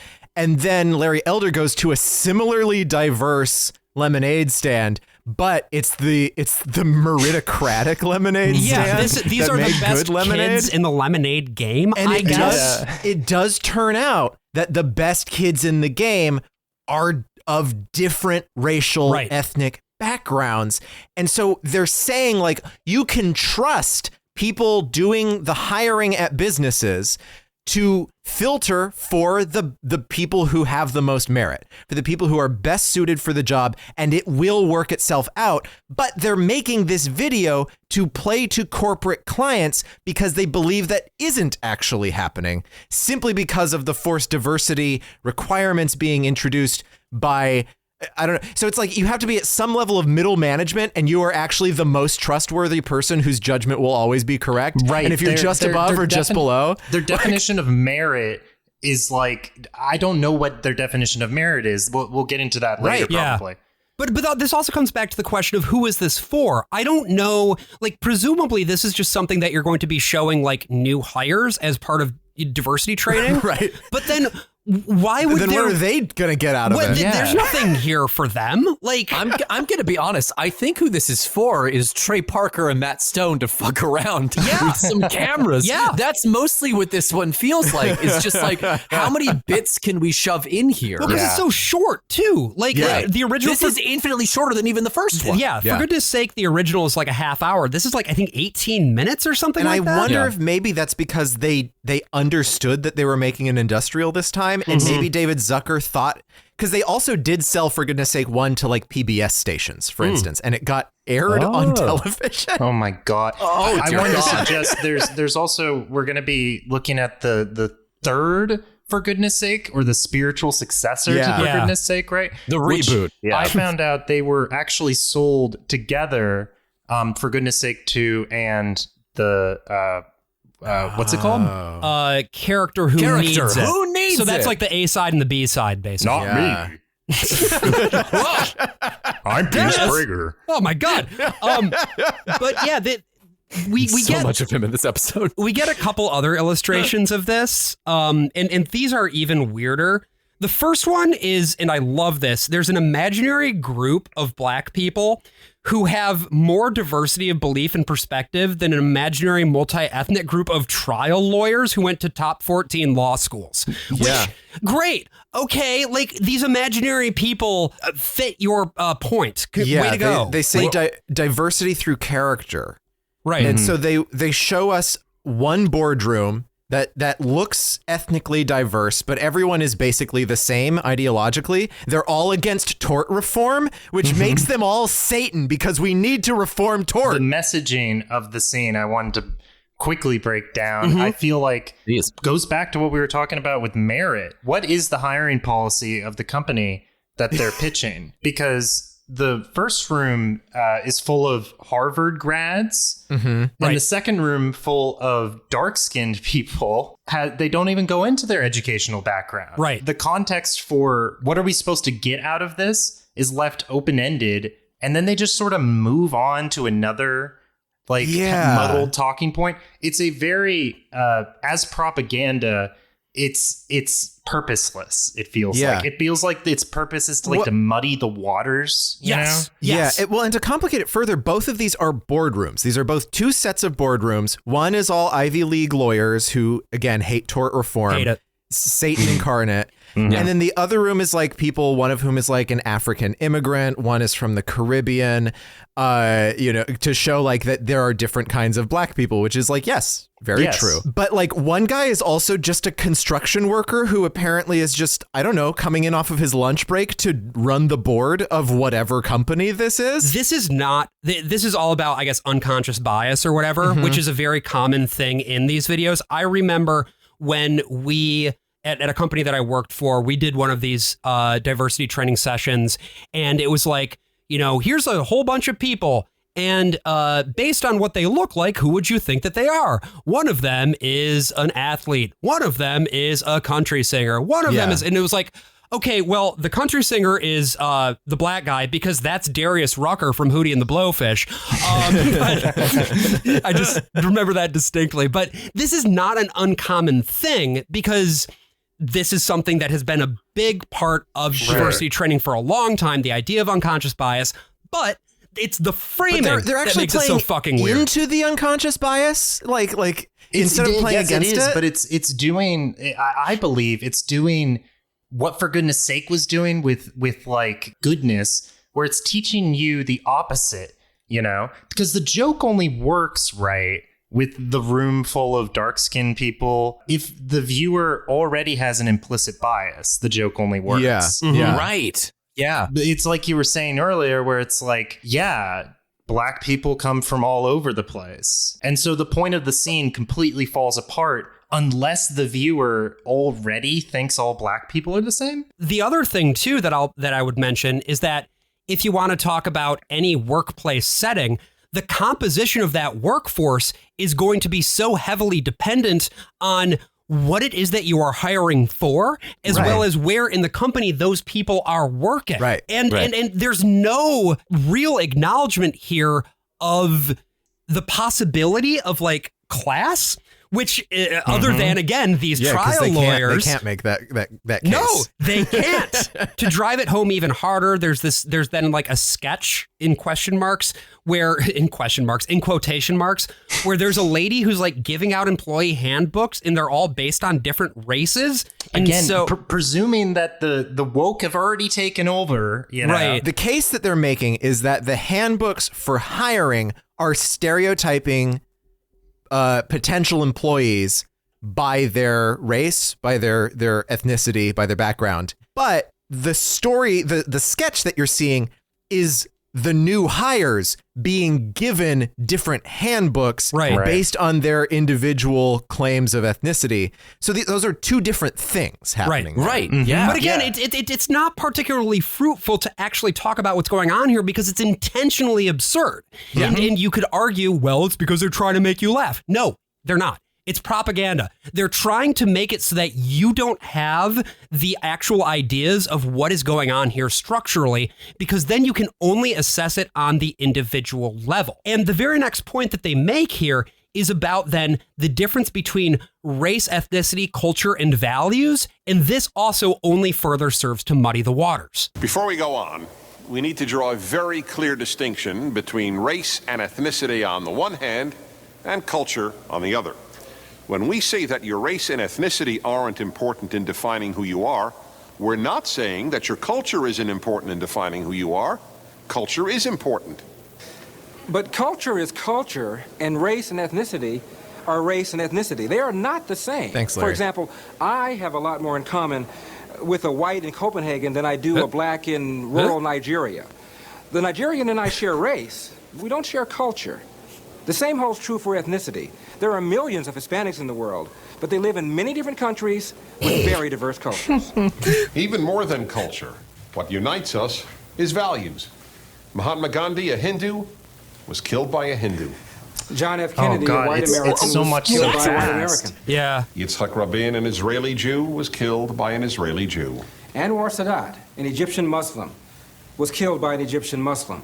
These great men were murdered by people who shared their cultures, but not their values. Are you going to argue with assassination? Like exactly well, and that. that's the thing is, like, with the exception of like Oswald, they're bringing up like assassinations that were driven by like ethnic and religious animus, right? Yeah. Rabin was killed because his assassin thought that he was too compliant with Palestinians. Gandhi was killed by a Hindu nationalist because that assassin believed that Gandhi gave too many concessions to Muslims during the partition. Like, I'm fine with this in the context of like, yeah, don't assume all black people are the same, but that's not really the case that they're making. That's not the point they're making. That's the setup. Like, the punchline doesn't follow. And so it's like they've bombarded you with all of these like different messages that don't actually align, and where they all come together is this weird, again, sketch in quotation marks, where there's this Japanese guy and this Latino guy, and they both discover that they love carp? Yeah, they love eating raw carp salad. You like carp? Like it. I rub it. Oh boy. I go carp fishing every weekend. Me too. Ever seen this magazine before? Ever seen it? I got every issue. Me too. I'm a member of the National Carp Spearfishermen Association. No, I'm a member of NASCA too. We love carp. Yes, we do. We eat it all the time. Carp! Oh, this is great. You know, my friends say that carp spearfishing is stupid. My friends think it's stupid too. My name is Juan Ramirez. Junichi Nishimura. I seen you on the shop floor. Yeah, hard to get to know people around here. Everybody likes hanging around the non-spearing carp fish groups. Say, that table over there, you want to go grab it? Vamos. Segoy? Sure. If you believe that ethnic and racial differences make people different from you, all you end up doing is depriving yourself of beautiful friendships. Okay, I don't disagree with that point, but again, that's kind of not what's going on here. What's really confusing, I think this is just like another weird point where, like, again, like Prager trying to figure out what someone doing a good deed is, and it's just giving someone a refund on shit. Yeah. It's like, because this is at the tail end of them talking about the assassinations, and they're saying the assassinations happened because the assassin and the assassee were... Oh, I hate that. This happened because they held different values. They existed in the same culture. They existed in the same racial, ethnic category. They existed in the same religious category in most cases. So they're basically the same. It was a difference in values that actually mattered. So what matters is being able to find people with the same values, but liking carp is not a value. No, that's an interest. Spearfishing carp is not a value. Building things with Legos is not a value. Enjoying video games is not a value. That's just an interest. It's a consumer identity. It's all that they can figure out. And I also think that what this is doing is, again, to the point of muddying the waters. Like, this is very standard. Well, we all contain multitudes, and we should like not assume that somebody else might not share interests with us because they seem to be from a different background. Fine, whatever. But I think the overarching point that's really being made here is that social constructs that exist, such as race, aren't real. Mm-hmm. And by not real, I mean that they not only are they invented, they have no real concrete reality other than that which woke people try to assign to them. Right. And that's just not true. The whole reason that these things existed was for the sake of propagating systems, structural systems of oppression, right? That's 101. That's what you're getting here is sort of planting the seeds of a counter argument using nonsense so that the next time somebody says, hey, I think that, it's really bad the way that white people treat black people in aggregate, you can then turn around and say, well, actually, race doesn't really mean anything. So I don't know what you're talking about. I have plenty of black friends. This video ends with a print shop manager who's like touring the floor with a couple guys. And he's like, here's the diversity that we have at our workplace. He's tokenizing everyone who works there. Hey, wait a minute. I'm a hard-working man, and I'm tired of being reduced to just a color. And if you hired me because of the color of my skin. Oh, you clipped all of this, didn't you? In a situation oh, I clipped the whole thing. I hate you.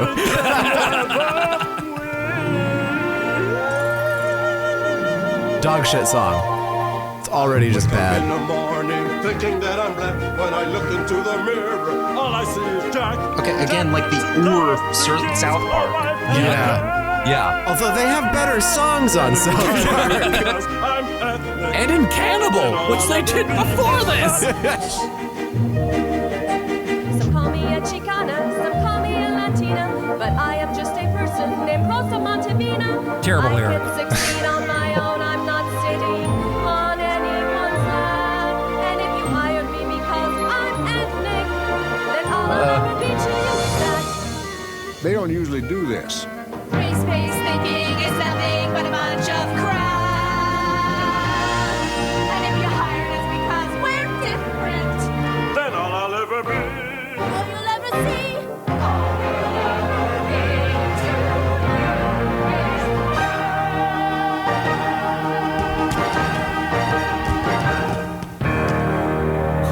I love rhyming crap with that. I don't want this to just be a character assassination of Matt and Trey, but what the fuck are they doing here? You know what I mean? Yeah. Like, did you have fun writing that song, Matt and Trey? Is my question, personally. I think they did. I think they really did. Oh, they had a blast. Yeah? It's so clear throughout this whole thing that they are actually having the time of their lives because somebody's given them a camera and allowed them to explore their comedy on the biggest scale up until this point. Well, and it's interesting to look at this and compare it to the other things that Trey and Matt did because they are very effective propagandists. They have a huge outsized influence on the way a lot of people in this country see politics and see the issues. Climate change. It's like what Alan said. South Park Republicans are a very real thing. It's a real thing. You can find actually articles, internal articles from the Heritage Foundation. If you don't know about them, they're evil. You don't really need to know anything else. Yeah, pretty much. Yeah, where they specifically talk about promoting the idea of South Park Republicans. This thing that they have made is not effective. No. It does not send its point across as well as Team America World Police or like Man Bear Pig or anything else because they spend so much time being didactic. Why doesn't this work as well as something else that they make, either before or after? I think because it's them applying their techniques and their lens to the work of Dennis Prager. Right. They are the mediating force here. And you can see the sort of the bones, like the skeleton is clearly provided by Prager himself. They're able to add, ligaments here and there that connect things in a way that is distinctive for them. But that's very different from when they have control of the whole thing from end to end. Yeah. They also have to be family friendly. They can't rely on one of their tricks, which is just going as profane as possible. That's true. Right. Yeah. They have to keep it. It's one of our tricks as well, to be fair. I don't know what you're talking about. What the fuck are you talking about? Whoa! I would never. You know what, Brian? Just for that, I'm not going to tell you about the stable that's gone up across the street from my apartment. I don't think you deserve it AJ. anymore. Thank you for not telling me. Thank you. And please never do. I can see it from my window. Can I just do a stylistic critique? Like, yes. I don't know. Yeah. Breaking down the movie, like, there's no style for like 80% of it, to be honest. It's flat shots. It's just static. The only 2 times that there's any flavor is in the very beginning when he turns Penis Prager, the fat fairy or whatever. They literally are making a fat fairy joke. Yes, That's clearly what they're going for. And you just know that it came from Matt's brain, basically. Yep, absolutely. Yeah, and he turns Dennis Prager black and he turns Larry Elder white. And for a brief moment, you're thinking, are they going to do it? Yeah, are really they going to do it? God, I wish. And they don't. No, they replace them with for actors. Half a second, if you blur your eyes because you're afraid, you think for half a second maybe they did do it. If they had the fucking courage of their convictions, they would have done it. Mm-hmm. It was definitely a conversation. Yes. But yeah, and I think one of the reasons why Trey Parker and Matt Stone are so good at their style of rhetoric is because they'll look at an issue. They'll take the side that they disagree with, then they'll counterpoint it with the side they disagree with the most, and then Kyle will come in at the end and be like, actually, both of these guys are faggots, and the real truth is this thing that leans a little bit more towards the first point. Yep. Both sides. It's the Bill Maher approach. That's what me and my fans have started deeming it, is just both sides nonsense. And here they're not able to do that, maybe because Prager and Elder are kind of tying them down, or maybe it's the burden of them having to be didactic throughout each scene instead of building through a story and then landing on the didactic Well, because it is ultimately a piece of curriculum material, which means that there are points that it needs to hit.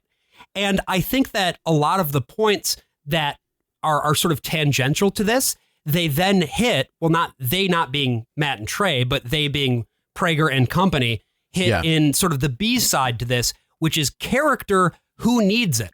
Also released in 1996. And, we've heard now about goodness. We've come to know that your character is what matters, not your race or ethnicity. And so you might be wondering what good character looks like. And so this video starts with a game show hosted by Dick Van Patten. Brian, how did you feel when Dick Van Patten showed up? I actually felt like I got punched in the diaphragm. I was out of breath and I was like, oh my God. Because he is actually for the brief moment that they let him, right as he's coming in, he's funny. Oh, he's There's funny. something so inherently funny about Dick Van Patten just walking onto a stage, because he always looks like his liver is about to give out, Part of what makes it funny is that his character doesn't really want to be there. And so I think he's able to lead into some of his own actual intentionality in that performance, because I get the sense that he maybe also doesn't want to be there. There's a game show going on. A genie named Aladdin. That's not how that works. At all. Is granting wishes. That's like a thief named Alibaba. It's no, he's different from the thieves. Have you seen my parrot Jafar? So in this game show, one of the contestants wants $1 million. One of them wants to go on a cruise with 10 gorgeous women who will suck him off. And Julie, our third contestant, wants to have really good character, and only Dennis Prager applauds this idea. Good character is something that... Oh, stop it. Nobody cares about good character. You heard the audience reaction. Hey, wait. Hold on one second, Chuck. I don't mean to be rude, but I think having good character would be of immeasurable value to Julie. Who are you? Hello, I'm Dennis Prager, and I'd like to show you that character is the most important thing in life. Oh, very good. That's very nice. Thank you very much. Now we must move on. Hey, wait. Give me a chance, and I'll prove why Julie made the best wish. No, don't give him a chance. When did I lose control here?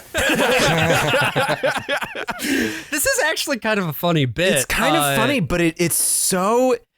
Dennis Prager is a god in this scene. It is this whole thing where, everybody is like, yeah, those ladies will suck you off on that cruise. We love clapping for this at the game show. And then this lady says character, no one claps except for the one brave messianic figure, dare I say, of Dennis Prager. And he's like, by the way, and it's like to this audience that already is supposed to know who he is, I think. It's like, people know my thing. People know my thing. My thing is that people should be good. No one on earth has ever said this before me. Yeah, yes, no, exactly. To jump to the ending, we circle back to the game show. The game show is like the framing device. The framing device, yeah. And so at the very end, literally everyone claps for him. Yeah. He's like, so did we learn something today?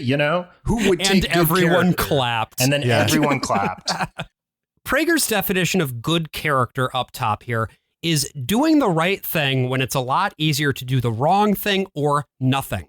And then he further breaks this down by saying that character consists of good values and self-control. Now, what is a value? A value, he says, is anything that you hold to be more important than your desires. So to Prager, these two things are in tension with each other. You have your desires and you have your values. And Ed Begley Jr. shows up as an insane man to show us that only such an insane man would have his desires and his values in alignment with each other. When I wake every morning, I go through my list of desires. I always first desire to go to a nursing home and work with the elderly. I then desire to give all of my money to charity. I never, ever desire to hear any juicy gossip. I then desire to take some Thousand Iron dressing and rub it on my knees. Then it zooms out. He's in a straitjacket. Jacket in this room. I do. If I just had some weapon-grade plutonium. To visit the elderly, to give generously to charity, to not want to listen to gossip, well, these are all beautiful values.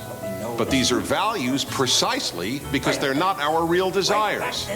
So to repeat, values are what we hold to be more important than our desires. Yeah. Desire under the elms? No, but there's trouble under the eucalyptus. Yes! He's giving it his all. I love that they just let him off the leash. Yeah. He earned his $0 paycheck. Absolutely. So I honestly think that of all of the strange statements made in these videos, this was the strangest one to me. It totally points to the biggest thing about Dennis Prager that I've been trying to convince your audience of this entire time, which is that Dennis Prager is a misanthrope. You said that at the very top. And I think that that's just the best way to put it. Yeah. And it's projection. It's a very simple problem with Dennis Prager, where he himself is evil, and he has evil desires. And so he projects that onto the world, and he imagines that you must be crazy if you don't want to do bad things. Yeah. And this goes, the villainization of do-gooders has been a consistent theme throughout, for goodness sake. We had after the woman, Mrs. O'Malley or something, gets pushed out of the window. And hits the fire escape. Yeah. They contrast that with a person who, instead of pushing Mrs. O'Malley, wakes up in the morning, gets out of bed and is like, oh boy, I can't wait to help the sick and needy. And they paint this as like mental illness. Like this is a problem that needs solving, as if there aren't people out there who do wake up and their main intention, their job, their life is to do good. And in fact, I would argue that that is actually more common than Dennis Prager's nihilistic misanthropy. The other thing that Dennis Prager apparently really wants to do is cheat on his wife, because then bad. He's been married 3 times with his hot mom.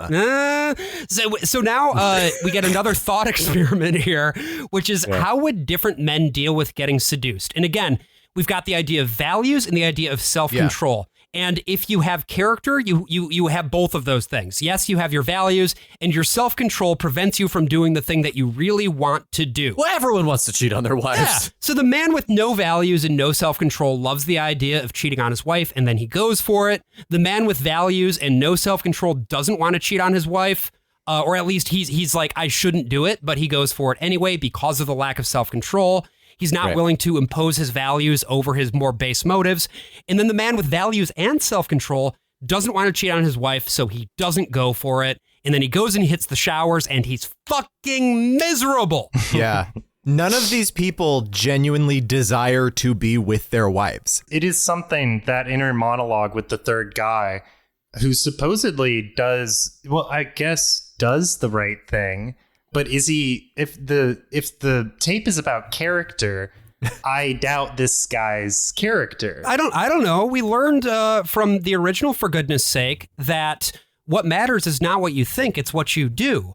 And as long as you are doing the right thing, it doesn't matter for what reasons you're doing. That's what they teach you at college, I'm pretty sure. Certainly at a certain university. What they teach you at PragerU. It is funny. Like in that last scene where the guy is taking the cold shower, Dennis Prager stands next to a fully nude man. That's funny. Showering. And I'm like, yeah, sure. And I'm just, the whole time I'm thinking, like, man, Alan Estrin really missed out on that role. We also get like a nice shot of Dennis in shorts that I've never seen before when he's on the elliptical, I want to say, or something. The thighs are too powerful. He's actually got pretty decent legs, but what's interesting is that he's got legs.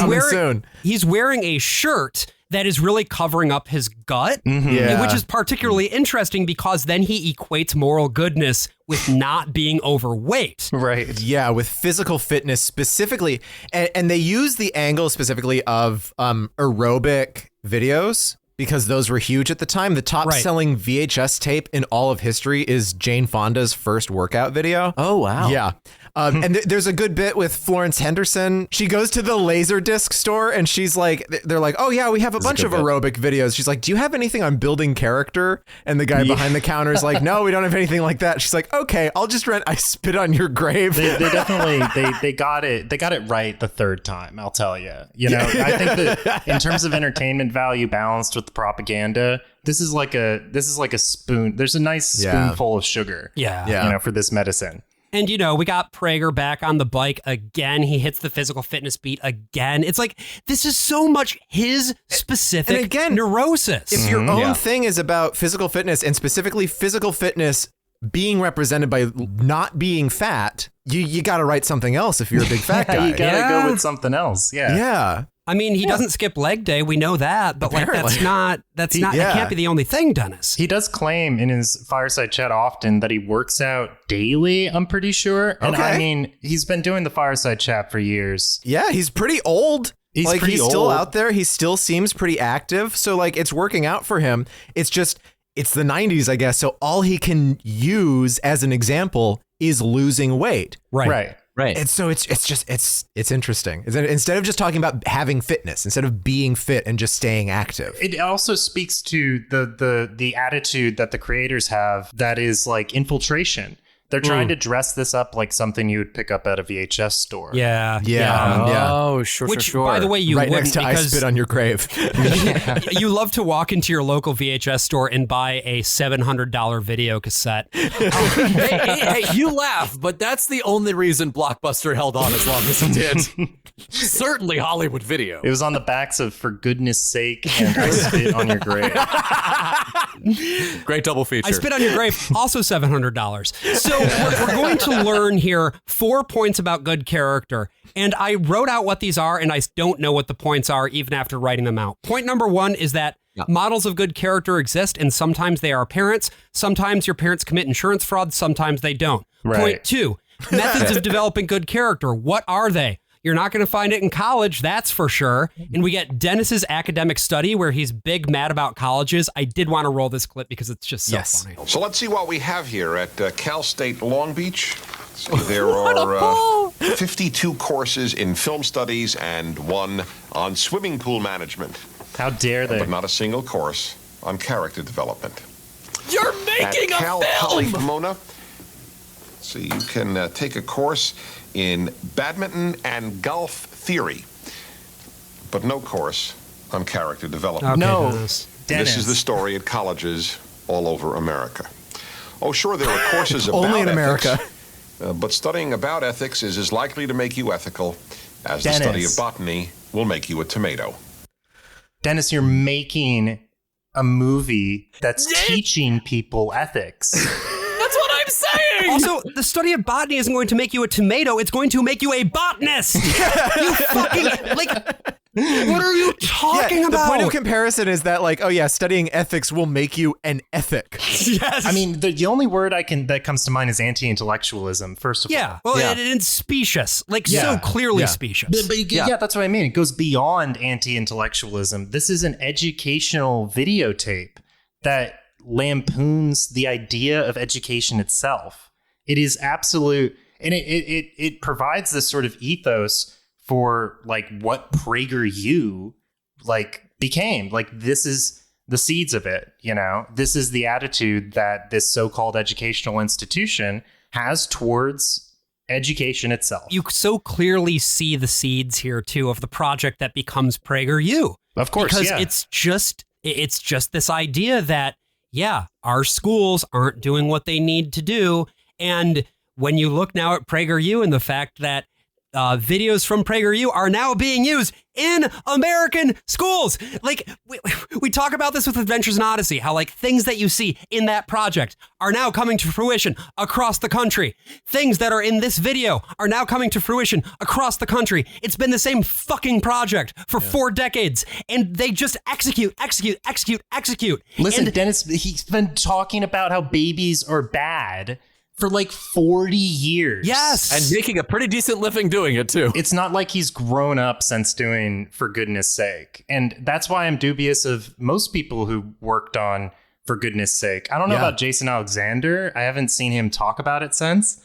But like Matt Stone and Trey Parker vividly remember working on it. And to the point that like on their commentary for season 1, they say that they actually rented an office from Dennis Prager when they first moved to LA. Oh, wow. That's wild. Which I don't like. I can't corroborate with anything else, but it's an interesting little factoid, is it not? That they continued having a relationship with him after working on For Goodness Sake. If Dennis Prager was a good person, he would have given them that office for free. That's a good point, Brian. That's a really good point. Trey Parker and Matt Stone, over the course of their careers, grew and developed and refined their rhetoric. And as far as I can tell, for better and obviously, for worse, but like, I don't think that Dennis Prager did the same. No. I think this is the exact same shit that he's been saying all this time, and it hasn't ever gotten any more sophisticated. Right. He talks about like getting better over time. We get better as we get older, but he has remained stagnantly the same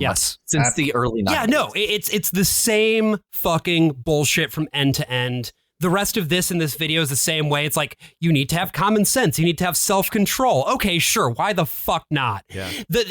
He says the issue of character is overwhelmingly, do you really want it badly enough? Okay, Dennis. He also suggests 2 character exercises, which is to volunteer for a day and express gratitude. Yeah. Thanks, Dennis. And he's explicit about like volunteer for a day will make you feel better about yourself. The volunteerism is picking up litter in your suburban neighborhood. Yep. Also, not volunteerism that might, actually, no soup kitchens or anything. And also just like completely disregards, how does this volunteering happen? Someone has to organize this at some point. But that person is also like, go fuck yourself, right? Like they're a goody. You don't have anyone at the top who's ever doing good. It's only if you are the person volunteering for one single day to like plant a rose bush. Yeah. Yep. And you turn into a pod person. So Prager gets back on the bike again. This is for the 3rd time in this video that he's back on this fucking bike to tell us that if a company has employees with bad character, it's like getting fat. Again, Dennis, I see where your head's at. You should talk to a therapist about that shit, my guy. Yeah. And we're back in the game show again. The studio audience has now turned on the host, and they have gone back in Julie's corner. They think that good character is the best possible reward. And Prager gives us his closing pitch. The point is that while you may want to have $1 million or a fantasy cruise for you, what do you want everyone else to have is good character. Because people of good character will treat you fairly. And since that's what all of us most want in life, character is the most important thing in life. More important than even brains or personality or looks. For without character, there's no trust. And without trust, nothing can be built, from a family to a company to a whole society. So, Julie, are you happy with your wish? You know what? I've been thinking it over, and you know what? I already got good character. Is the crew still an option? Well,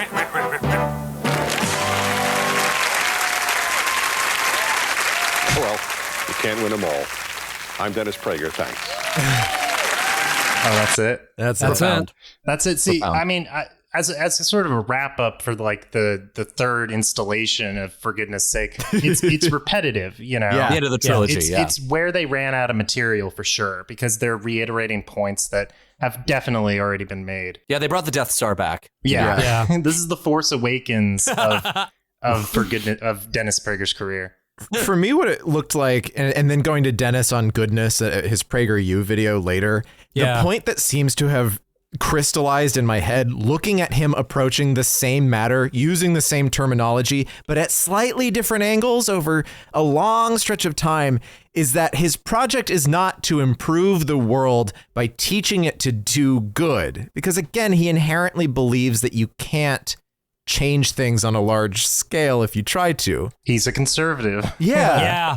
He wants instead to make a class of people feel comfortable in their ideas of their own superiority, in the values that they already hold, and in the personal aggrandizement that they're already ascribing to just say, yeah, it's all right. Just don't be like them over there. Well, this feels as good of a time as any to say thank you so much, Bart, for coming on the show. Yes. Oh my God. And talking Prager with us for fucking 3 hours. I mean, you can tell I'm just getting started. Like I do this for a living. I stalk the man online, basically.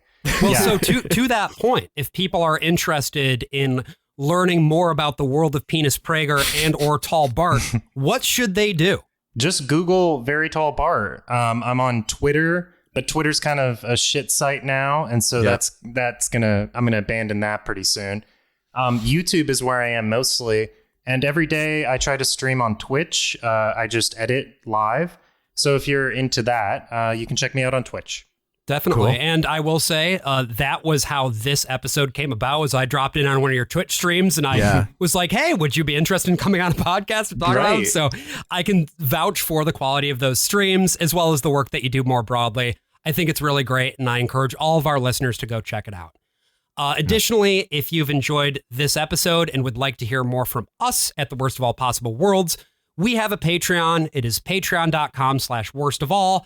$5 a month gets you access to our premium episodes, as well as Fancy Movie Time with Brian and AJ, where they talk about fancy movies. $10 gets you access to Lads Cast, where every month we just shoot the shit about whatever is on our mind. That's unedited. It's fun. I always like doing these episodes about propaganda because it taps into so many different pieces of the way that I've been trained to see the world and the way that I've been able to see the messaging behind the medium. But what's weird about this Dennis Prager shit is at the end of the day, there's so little actually there. Like you said, Brian, it's about taking people's pre-existing ideas about the class of people who they consider to be inferior to them and just being like, you know, as long as you're not completely fucking shitty to them all the time, yeah, you're a good person. So I think what I'm going to try to do off the back of this is actually be a good person by a Dennis Prager. Oh, God damn it. That's a joke for legal purposes. I'm the worst of all possible Joshes.